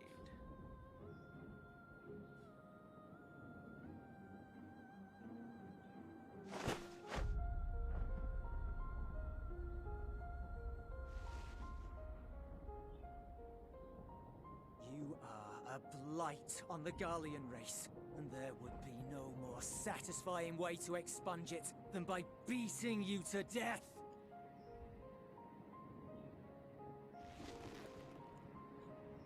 But I will not be party to another tragedy. I refuse to lose anyone else because of you. So go. Go! And may we never suffer your madness again!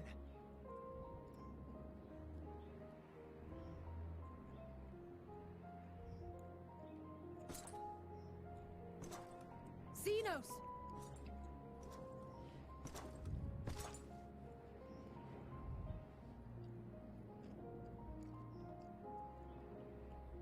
Perhaps you found meaning in living this way. I cannot deny you found strength. Yet if you only pursue your hedonistic pleasures and pay no heed to the plight of others, then no one will give you the time of day. You will never get what you want, not even the battle you pine for so dearly. You'll be alone for an eternity, and you'll deserve every agonizing second of it.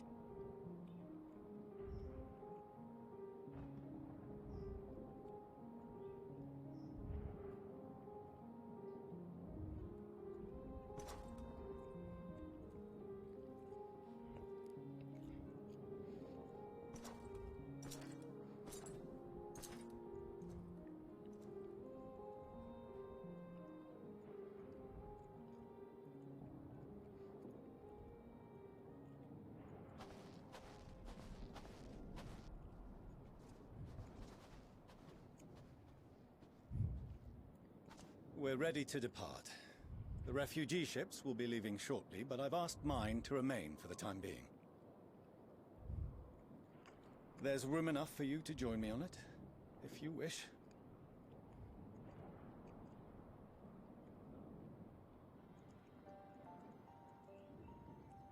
Do contain your surprise. I needn't agree with the Scion's methods or intentions to acknowledge that their deeds are deserving of gratitude. We appreciate the offer. But might I ask why you are delaying your departure? I presume it is not solely for our benefit. I must visit Garlemald ere we return to Sharlayan. Having caused such an uproar, it is only meet that I explain myself to the Ilzabard contingent.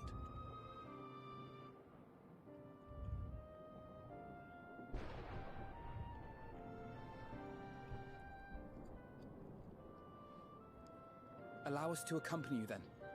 We should be glad to facilitate, given our familiarity with all concerned.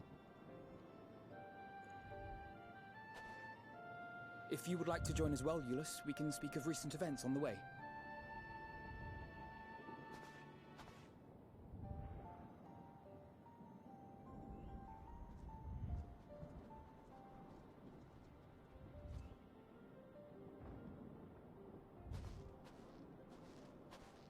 He'll be after your seat on the forum next.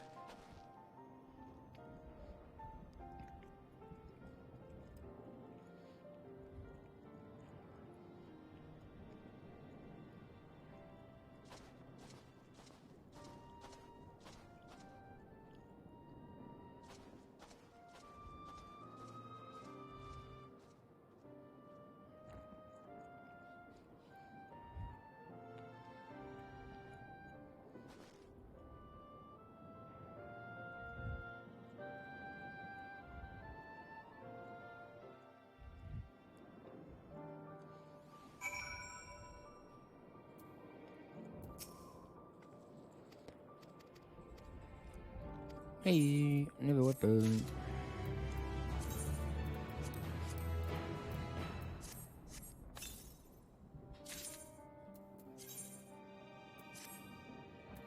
What the fuck?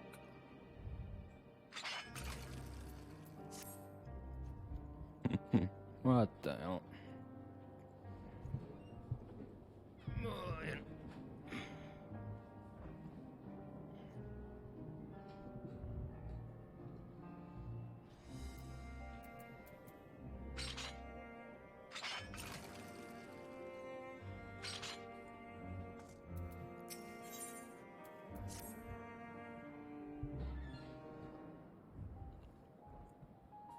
No major injuries then. Good. I briefed the recovered soldiers and sent them on their way as quickly as I could, but nevertheless feared they would not make it in time.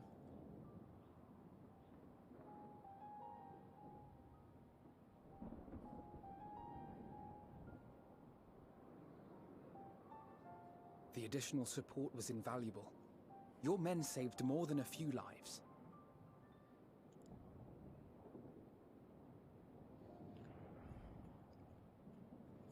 Though not all, I regret to say.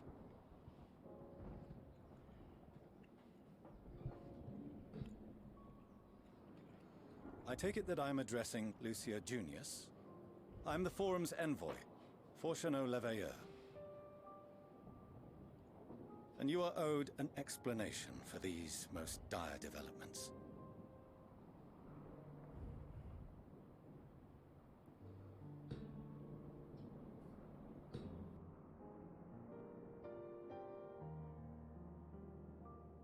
Another trial wrought by the final days. I was beginning to suspect as much. You doubtless feel some consternation having been forced to abandon your original plan. But trust me when I say you were right to send the refugees elsewhere. Beasts have been sighted within the capital. Perhaps it was a stroke of grim fortune that the population was decimated beforehand, as they've yet to appear in any great number, but in time. In any case, Maxima leads the remainder of the contingent in an effort to cull the creatures and evacuate the populace as we speak. Once the airships have taken to the skies, I pray your men can be persuaded to join him. You'll permit us to retain our weapons? I wouldn't have sent you after the Scions were I expecting you to stab them in the back. And I, for one, would not consider past transgressions more relevant than future contributions. Regardless of the circumstances that saw us at odds before, we need men of courage now, more than ever.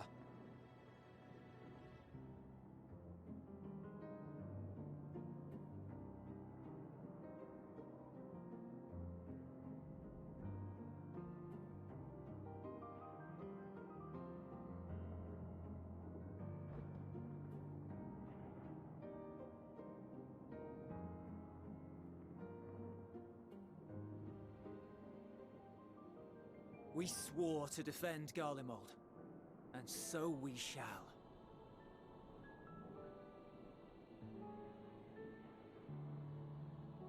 It seems you have everything under control.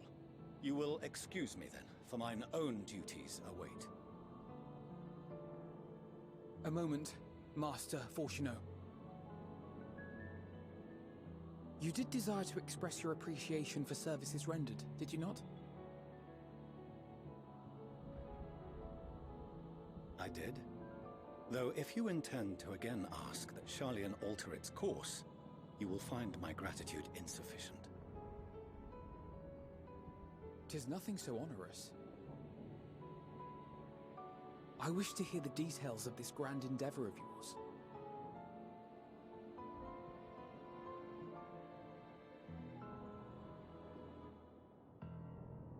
Do you swear to listen and to learn, and not to embark upon some scheme to impede us? I swear.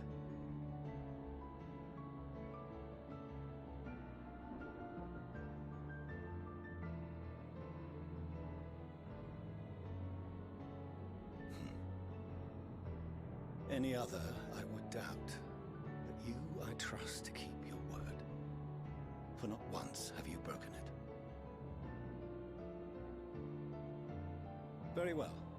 I will request that the Forum make you privy to our plans. You may await our summons at the Baldessian Annex, assuming the decision is in your favor. Does that suffice? It does. You have my thanks. Excellent. You can regale us with tales of your most recent sojourn to the First while we wait.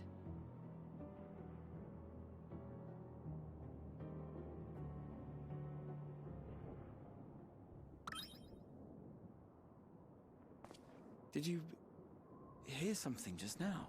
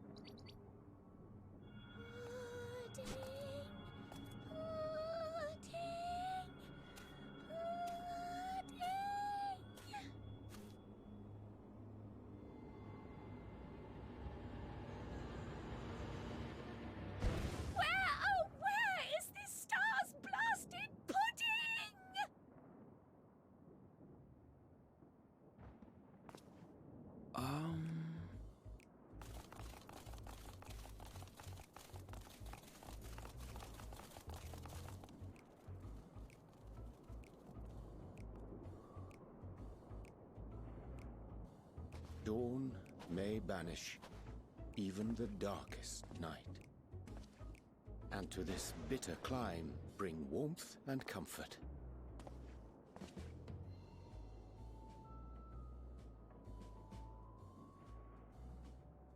'Tis heartening to see such an assembly upon my return.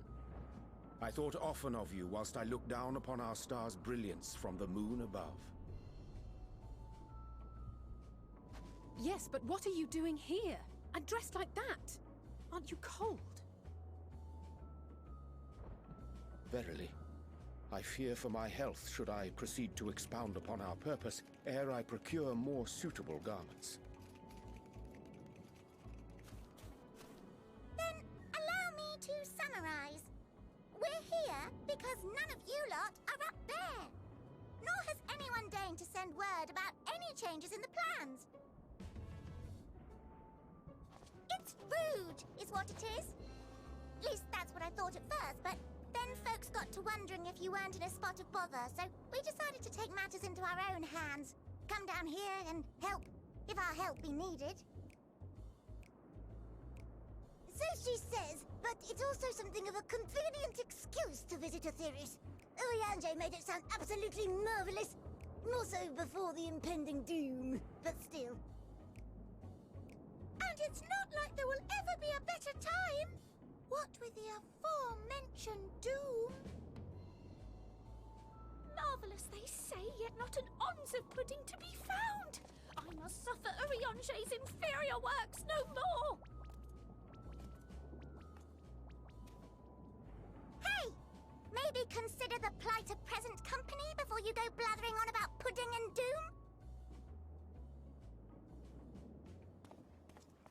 Ahem. As I was saying, should you require any assistance with whatever, we are at your disposal. We were born from Hydaelyn's love for the lives of this star, so naturally we would much prefer to see them continue. Twiddling our thumbs up on the moon is hardly conducive to that, though, is it? Aye, not when you've all got such precious thoughts and feelings and hopes for the future deserving of more active preservation. Speaking to Urianger made us realize that while we've carried out our duties to the letter, we've failed to fulfill them in spirit. From there, it was just a hop, skip, and a jump towards resolving to do better. So please, show us how. Help us help you.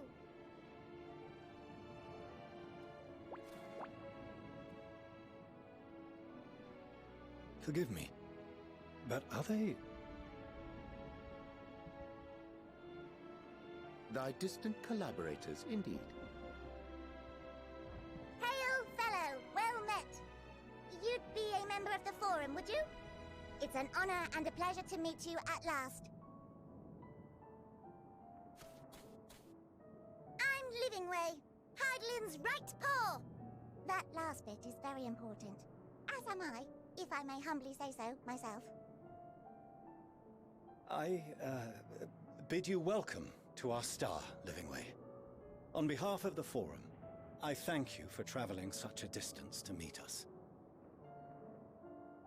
As you have surmised, preparations for the Exodus have not proceeded as smoothly as we had hoped. I should be happy to personally escort you to our headquarters in Charlian, where you may advise us as you deem fit.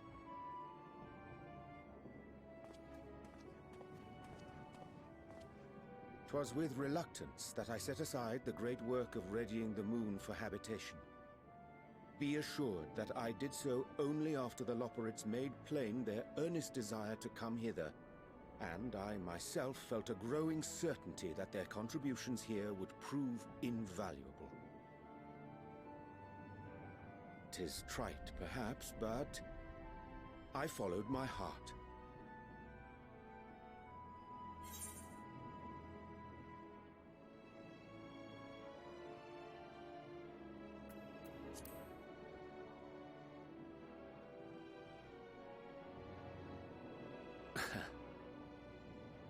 I am no esteemed philosopher of Eld.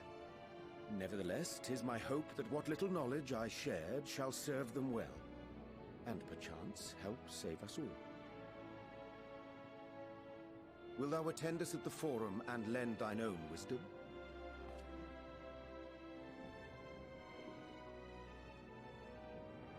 If that's all quite settled, can we start moving before Urianger catches his death? Even I'm freezing out here. Oh, I dare say you'll warm up quickly once you're aboard the airship. Sat shoulder to shoulder with our fur-covered friends.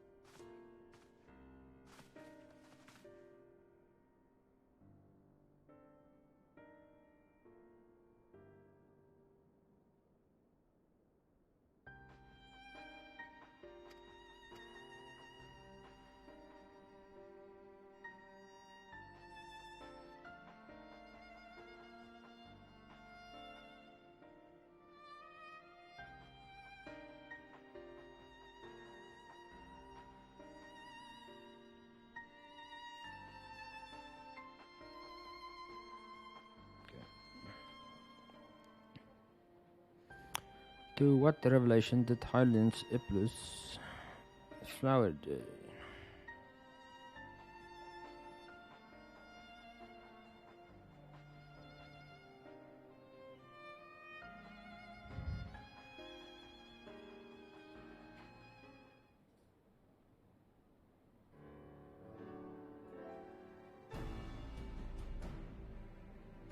Then this dynamis is what drives the final days.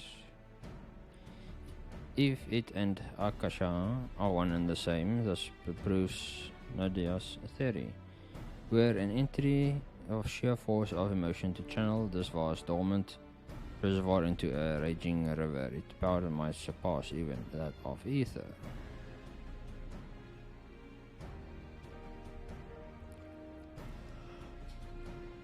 But if our star is to replicate with ether, said entity would need to be outside its influence to efficiently manipulate the dynamics of that great expanse.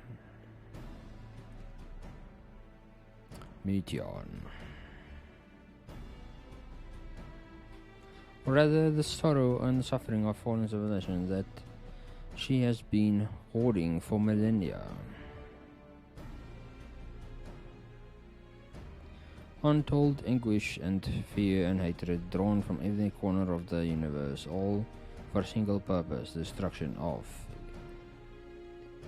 Ithris. Then our foe is no longer some unknown calamity. But we found your aim to refute a Meteon.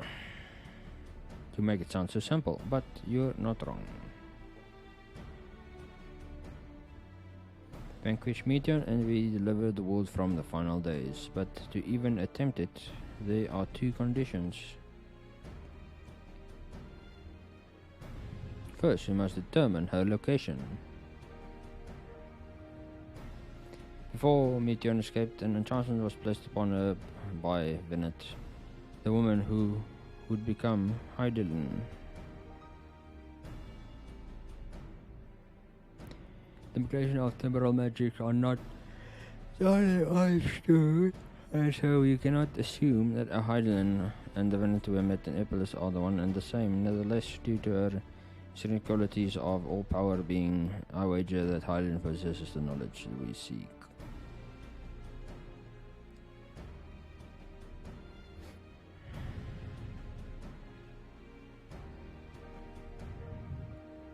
Whether she would share the knowledge with us, however, remains to be seen.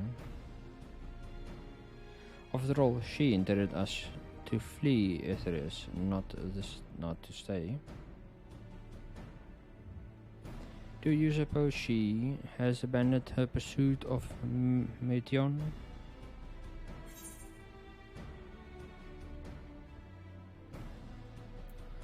Valentine would never give up.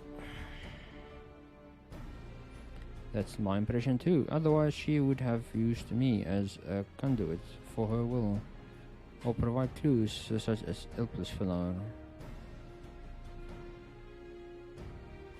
I believe she has been waiting.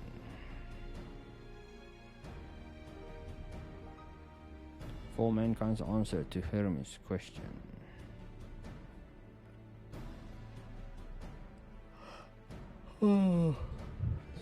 So, what's the second condition? We must find a means to reach Meteon. Naturally, our chosen method will depend entirely upon whether she has made a nest or where she over.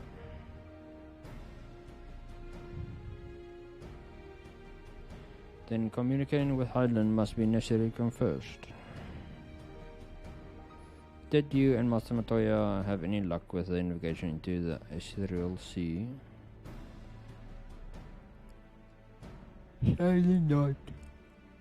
Though we enlisted the help of Everland and other eco-blessed. We couldn't detect as much as a whisper from Island, even from within the... what? Unearthly Tower?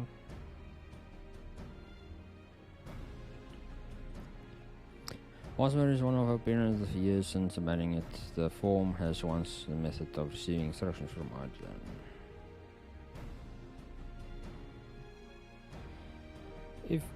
If so, it would be likely some operators obstructing the ethereal sea built closer to the apparatus. Oh, sorry to interrupt. We have received word from the forum. Your presence is required in the Rostria. We intended to discuss the Great Exodus.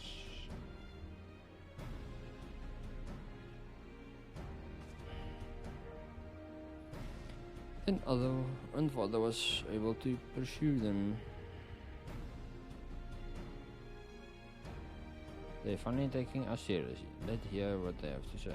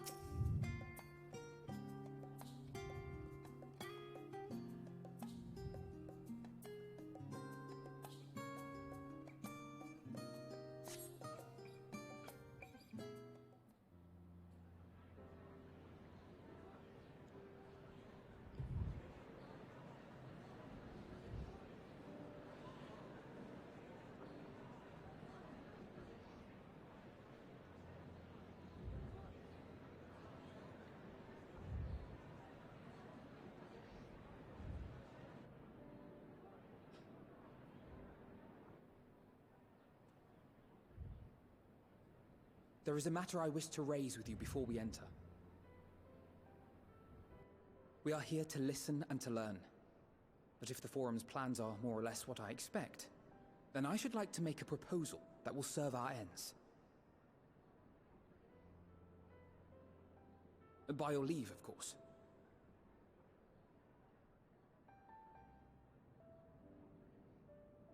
I don't see why not. Your words and wits have gotten us this far. Agreed. I will present our queries so that you may consider the most advantageous way to advance your proposal without distraction. Thank you, everyone.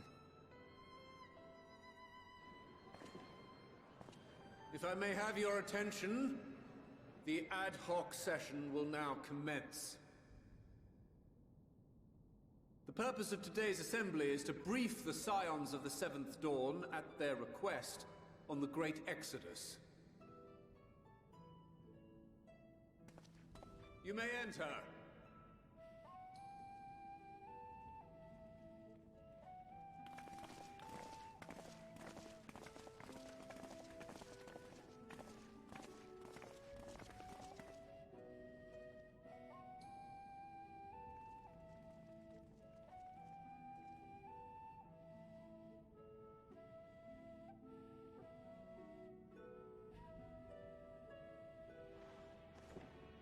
On behalf of the Forum, I commend your heroic actions on the Magna Glaciers.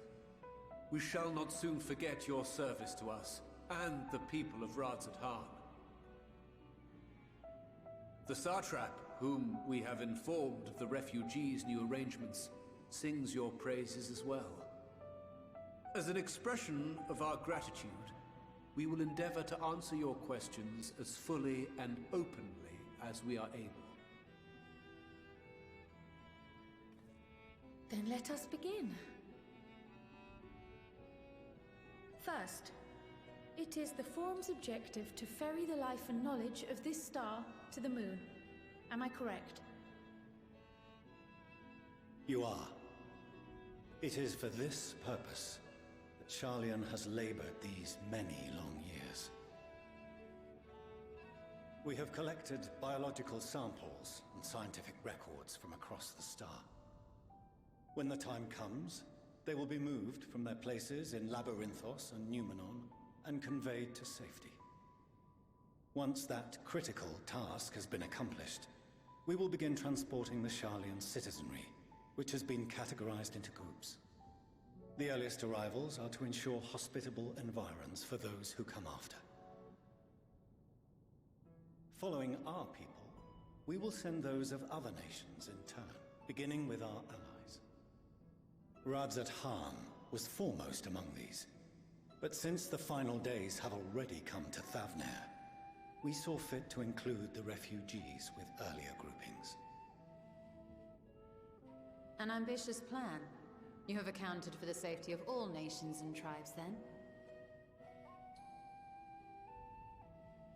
As many as we can. And how, pray tell, do you decide who to leave behind?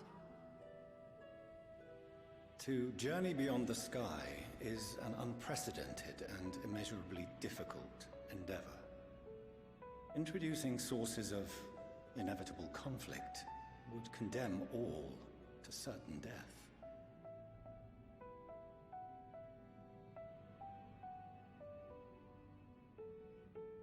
Questions as to the validity of that approach aside, are your plans proceeding apace? We're under the impression that your primary means of celestial transportation is incomplete.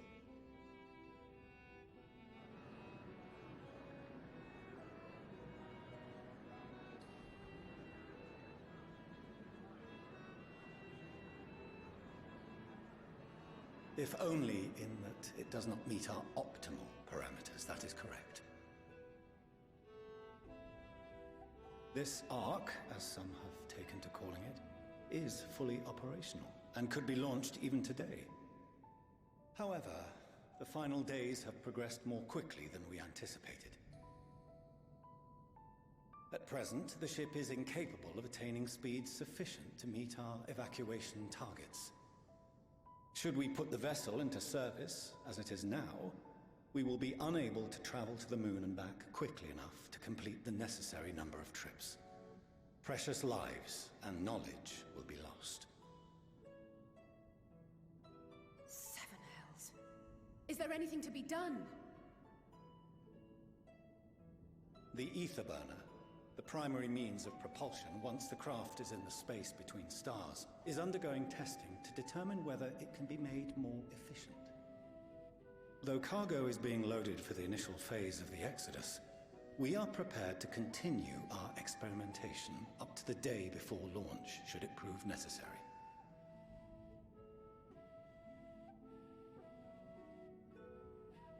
What if the Scions were to solve your problem?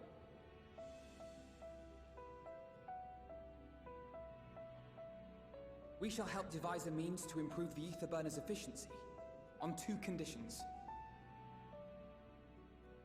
If we succeed, you must allow us to meet with Hydaelyn.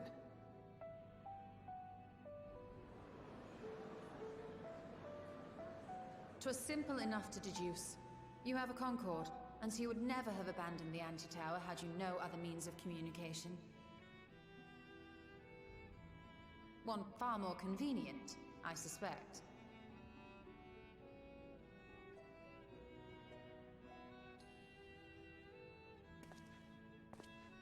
The second condition, also to be met upon our success, is that we be permitted to propose another use for your Ark.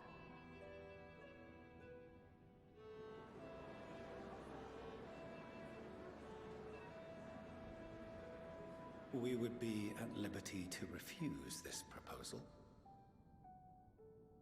Of course. If we cannot prove its merit to the 99 here, who are we to stake on it the lives of all peoples of this star?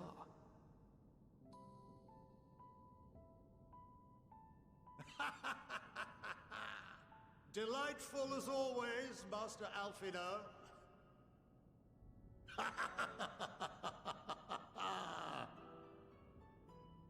Oh, we couldn't have asked for a finer plan.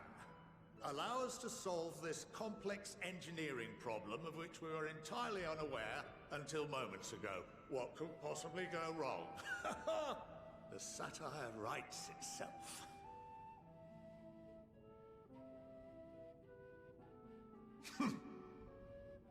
Yet, what field has not benefited from a change in perspective? When we are at wit's end, what we need is not the same dry theories recited ad nauseam, but fresh inspiration.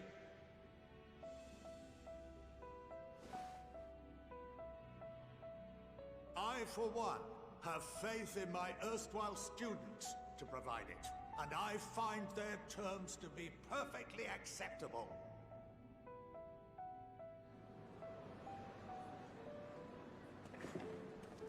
Order! Order! We have no time to waste on debate. I call a vote. All in favor of agreeing to the Scion's terms?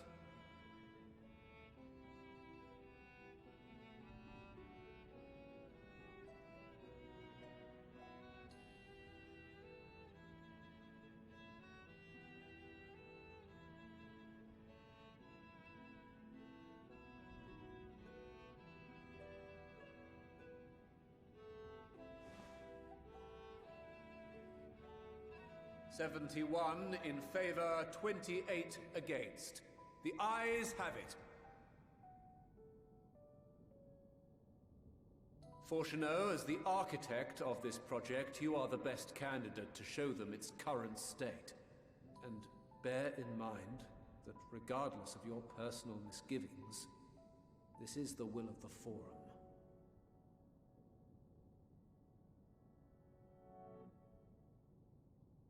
Very well.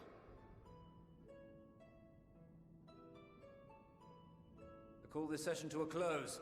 Return to your tasks with urgency. The final days wait for none.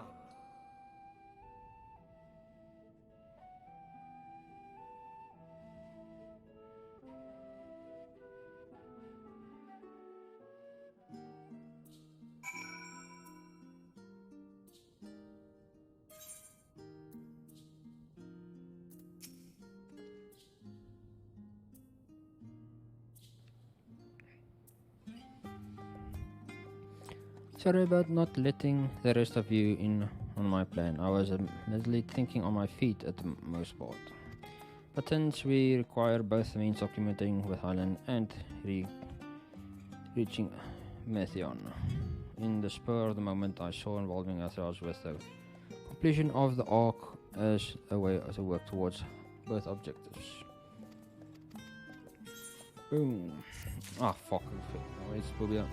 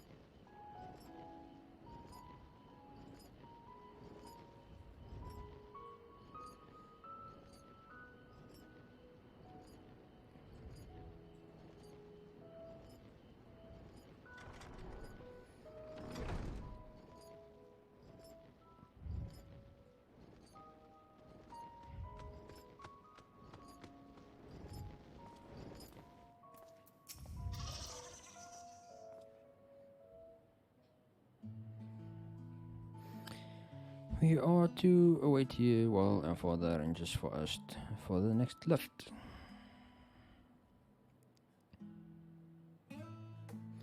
Here being Luxon Alpha, where the asthmatic conditions of our liberators are regulated. Water is drawn from the underground and dispersed as vapor, cementing the formation of artificial clouds and rain.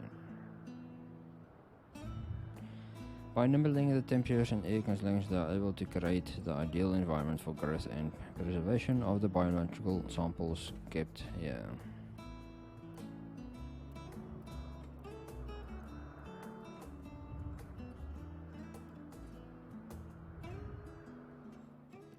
Hold on, how do you know this?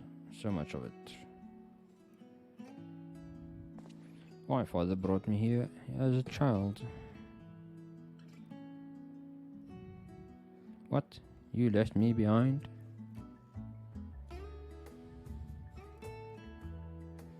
Actually, you were the one who left me behind when you went off somewhere with grandfather. The night before, I'd been asked father how clouds were made, so he educated me to show me. It was fascinating. I peppered him with some questions the entire time. That's all too easy to make for granted many intervening aspects of the natural world to grow inured to the wondrous. But having gained an understanding of the complex mechanisms employed by the Lepoperids, it's increasing the similar environment. I've come to view such process in a new light. The subterranean grounds of the lunar prison forged to contain the ancient zodiac, the inhabitants built for all mankind beneath the moon's surface, each unique yet undeniably similar. This no more convenience.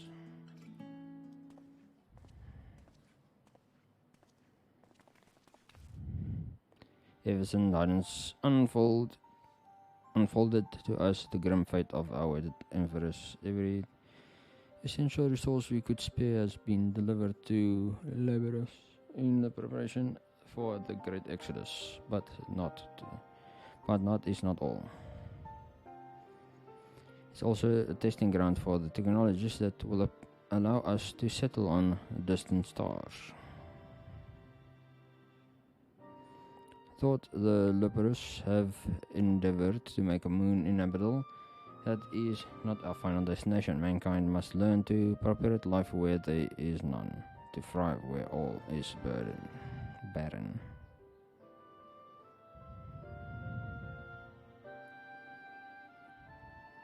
Alas, time is not on our side. I've arranged for you all to enter the central circuit. It is the most of our preparations for the great exodus are carried out, the construction of the ark among them. Though our plans have been made public, access remains highly restricted, and you, however, will not be subject to set restrictions and will have free rein to come and go as you please, such as the will of the form, after all.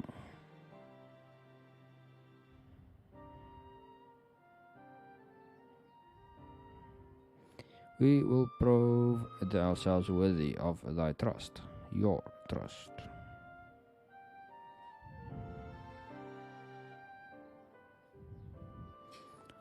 Then let us proceed.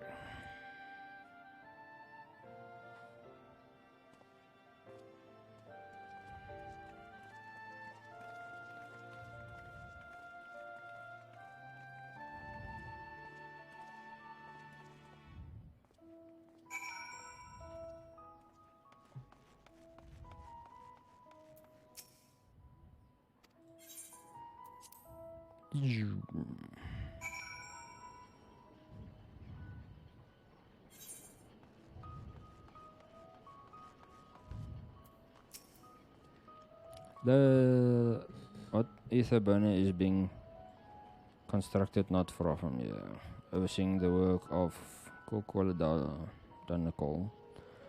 After what the fuck?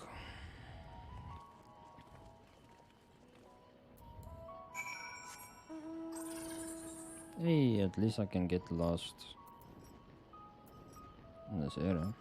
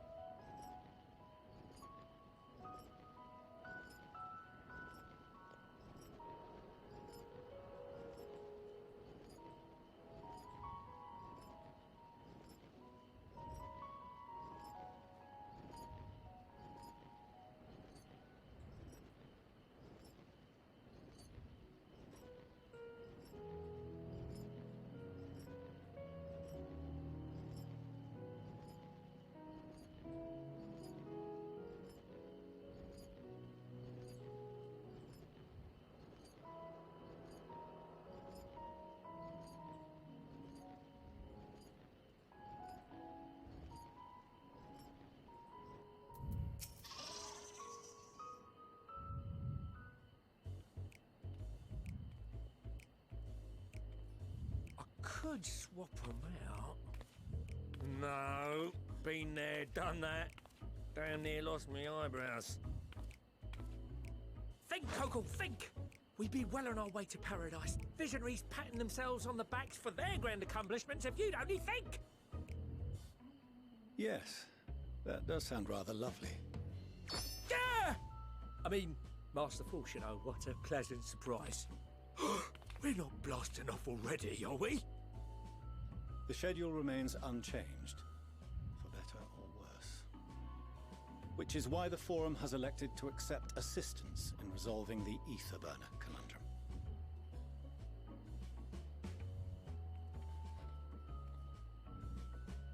Huh.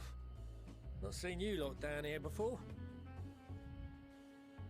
There are Archons among their number, but engineering is not their expertise. Nevertheless, the Forum concedes the slim possibility that they may have insights to offer. If not, you are at liberty to return them to the surface, by whatever means you see fit. I assure you that won't be necessary. Now, about your troubles with the ether burner. Aye, I'll walk you through it. Suppose I could do with a change of pace. As the name ought to tell you, the ether burner burns ether, ambient or otherwise, and transforms it into motive force. Think of it like a giant bomb that never stops exploding. Even out in that black void where the ether's right sparse, it's strong enough to move our arc. And it probably won't kill you like an actual bomb.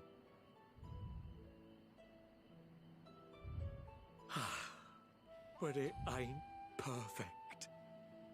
According to my calculations, to travel to the moon and back fast enough for the Forum's liking, the conversion rate needs to be 6% more efficient. A measly 6%, you say? But if I could have squeezed even another 0.6 out of it, don't you think I'd have built it that way in the first place? Hast thou consulted with the Loperids? Yes, they too are conducting their own research, for lack of a ready answer. The moon's propulsion systems are considerable, naturally, yet they are commensurately massive. It is no easy feat to convert their technology into an efficient means of propulsion for a teeny tiny toy boat, as they say, and as I most certainly do not. Yes, exactly! Damn it all, I asked for refined adamantite and they send me uppity rabbits with inscrutable, ancient, incompatible technology! You're trying to drive me mad! Do you speak of Allegan refined adamantite, perchance? You know of it? Only in the most general terms, I'm afraid. 'Twas an alloy of Allegan make, but the secrets of its production were closely guarded. As I recall, the record stated it was vital to Dalamud's construction and launch. That's the stuff. No material more conductive far as I know. Slotting some ends like blowing up a dam and watching the river of ether come rushing through. Ain't a living soul that knows how to make it, though. We were fortunate enough to salvage some for the ether burner, just a wee bit, mind, from a chunk of Dalamud that came hurtling into the Northern Empty during the calamity. With more, well, that extra 6% efficiency would be child's play. It's a crying shame that we've no other sources. Surely the many shards of Dalamud scattered throughout Eorzea would suffice. Why not get the refined adamantite from them? Oh, we tried, believe you me. But only a few specialised pieces would have had any in them to begin with.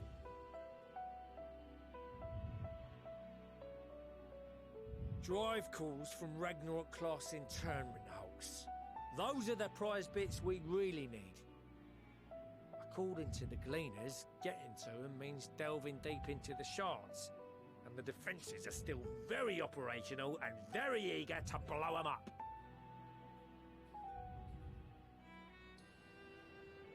It's rough going in there, even for the cream. Not sure they'd make it out alive.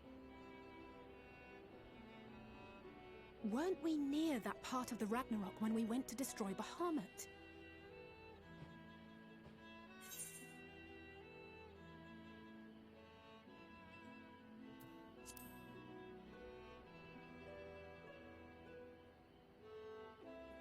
That may be for the best, though you doubtless find the task too dull for your liking.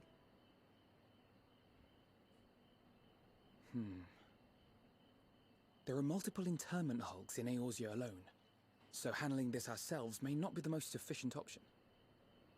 Rather, if we could salvage adamantite from the shards simultaneously... Thancred, is the link shell we established before you went to Garlemald still active? Of course. The floor is yours.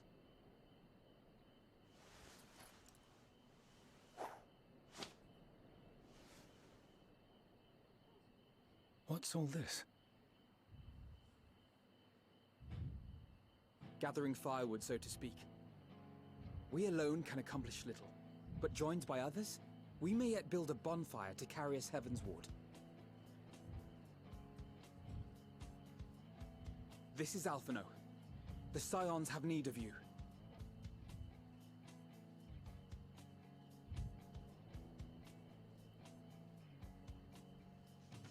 Understood. I will contact the Lord Commander and dispatch our finest at once. My sisters are somewhat preoccupied with the final days, so I will lead the 12-foot expedition myself. Are you aware of any other sources of refined adamantite?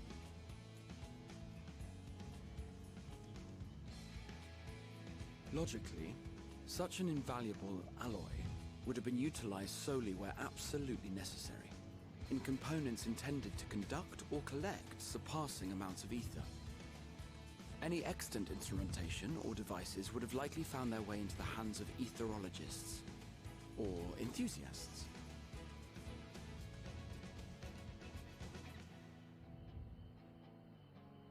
Magical artifacts of Allagan design? The Eastern Alliance will send word to one and all. Are there other ways we may offer aid? No shards of the Lesser Moon scar our soil, but our stake in this cause is no less for it. Is there anything in Othard that might be of use to you? What did you say? Oh, you got friends in far places, lad. Any road, if you're offering, I wouldn't say no to one of those Far Eastern sacred relics. Some of them can hold enough ether to summon a whole damn primal. Combine a source like that with the ether burner, and 3, 2, 1, kaboom! I gather you heard his explosive enthusiasm. Might you secure us a suitable relic? It shall be done. I know little of machines, but I promise we will do our utmost to gather the materials you need to finish your starship. I am glad for the work, in truth. Better to busy oneself than wait and fret over disasters foretold. Then why are we all still standing about yapping? There's plunder for the taking, and I'm a born plunderer. I'll be an old Charlian before you know it. Start mixing the grog! I'm certain that can be arranged. Thank you all, and do be careful. Just like that. Aye, just like that. Our refined adamantite is on its way. Now let us consider our next steps, shall we? There's yet much to be done.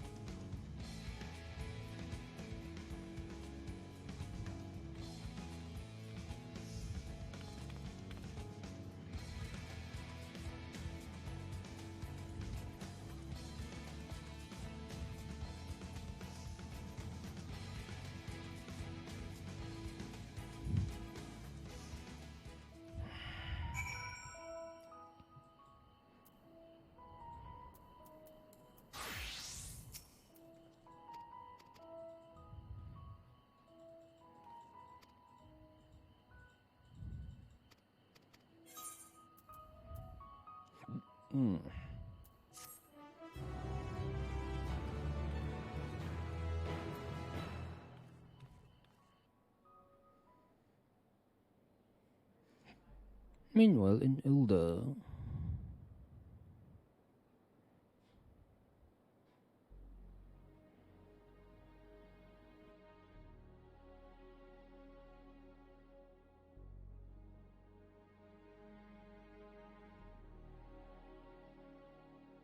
Our course of action is clear. We must harvest refined adamantite from the shards of Dalamud and procure arcane relics of Allagan make. Summon the best and brightest of our immortal flames and form an expeditionary party at once. Call upon the Sultan Sworn and Brass Blades for support as you must. Papashan, send word to the guilds. We will require the expertise of master artisans if we are to have any hope of identifying and recovering these elusive materials. Viergeist, we have need of your stone torches. They are to assist the immortal flames in scouring the ruins and to help secure the surrounding areas. I trust I can count on your support. As commander of the Stone Torches, my son Zimberk will personally see it done.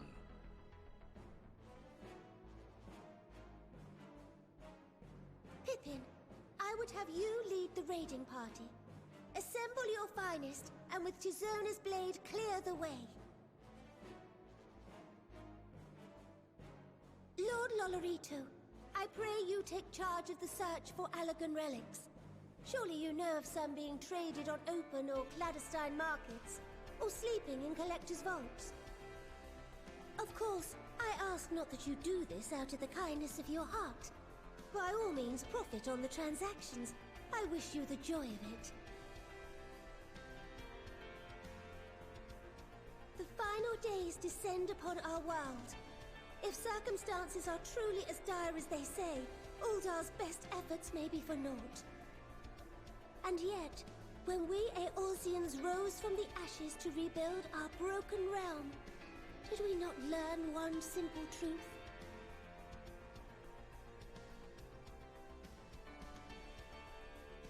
That which seems all but impossible to overcome alone may yet be possible if we stand together.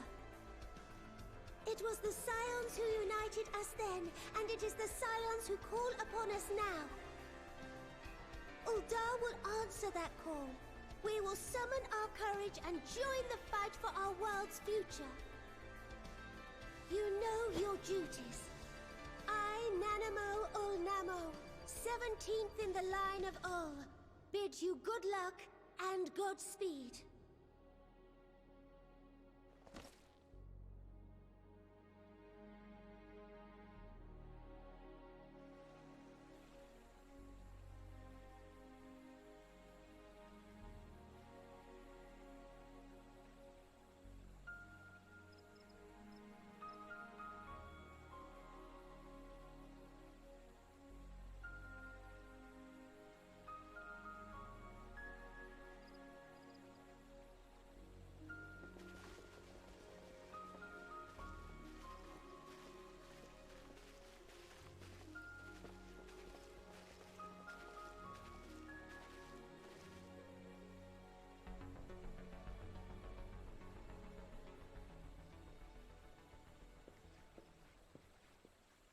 We fielded a goodly number, but our ranks are heavy with healers, and an abundance of restorative magics will be of little help in destroying Dalamud's defenses.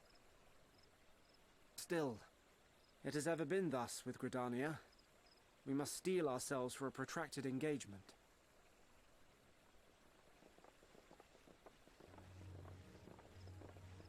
In that case, might I suggest taking us along?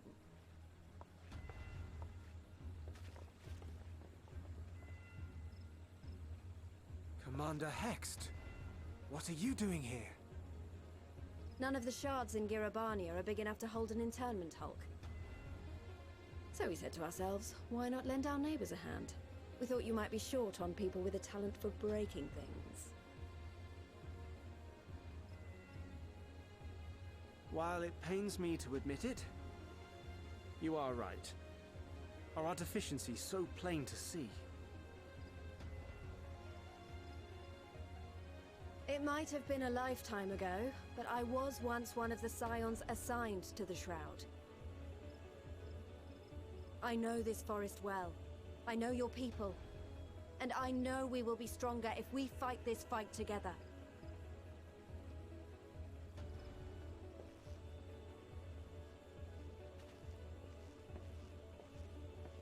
Then I will impose upon you with a clear conscience. Come, let us speak of how to integrate our forces.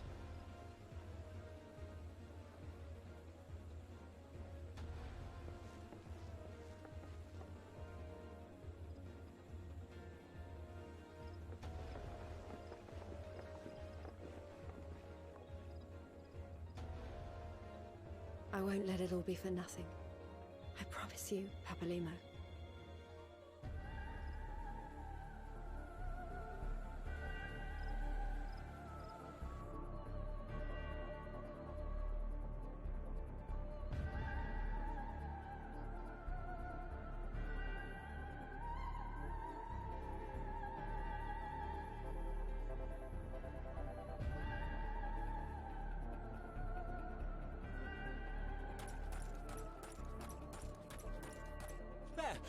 There you are!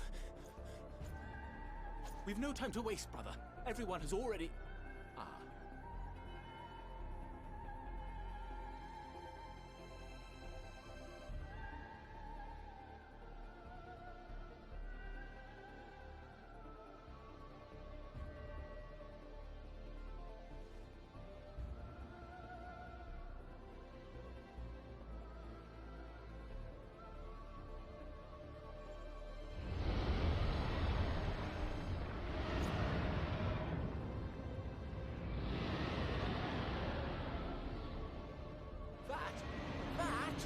A roar! A dragon's roar!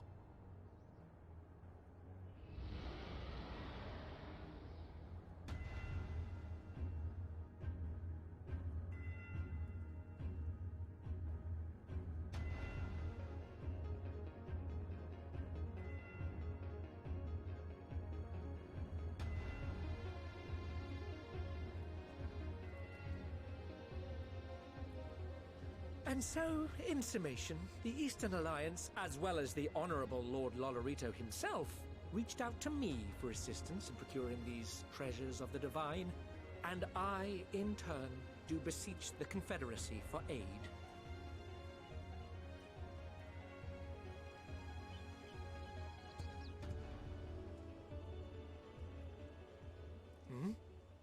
Is that... Hancock? What a surprise this is. And a fortuitous one at that. I have a favor to ask, you see.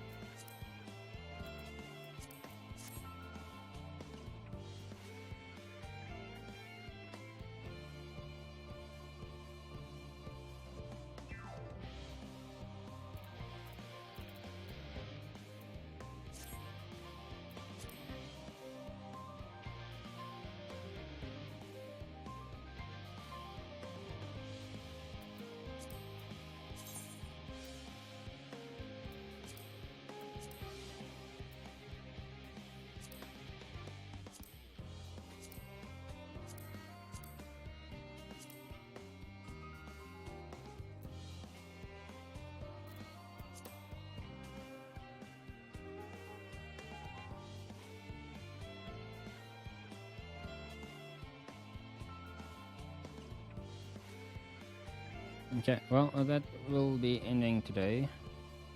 We'll be back during the week, or on the 1st, most likely. See you guys then. Bye-bye.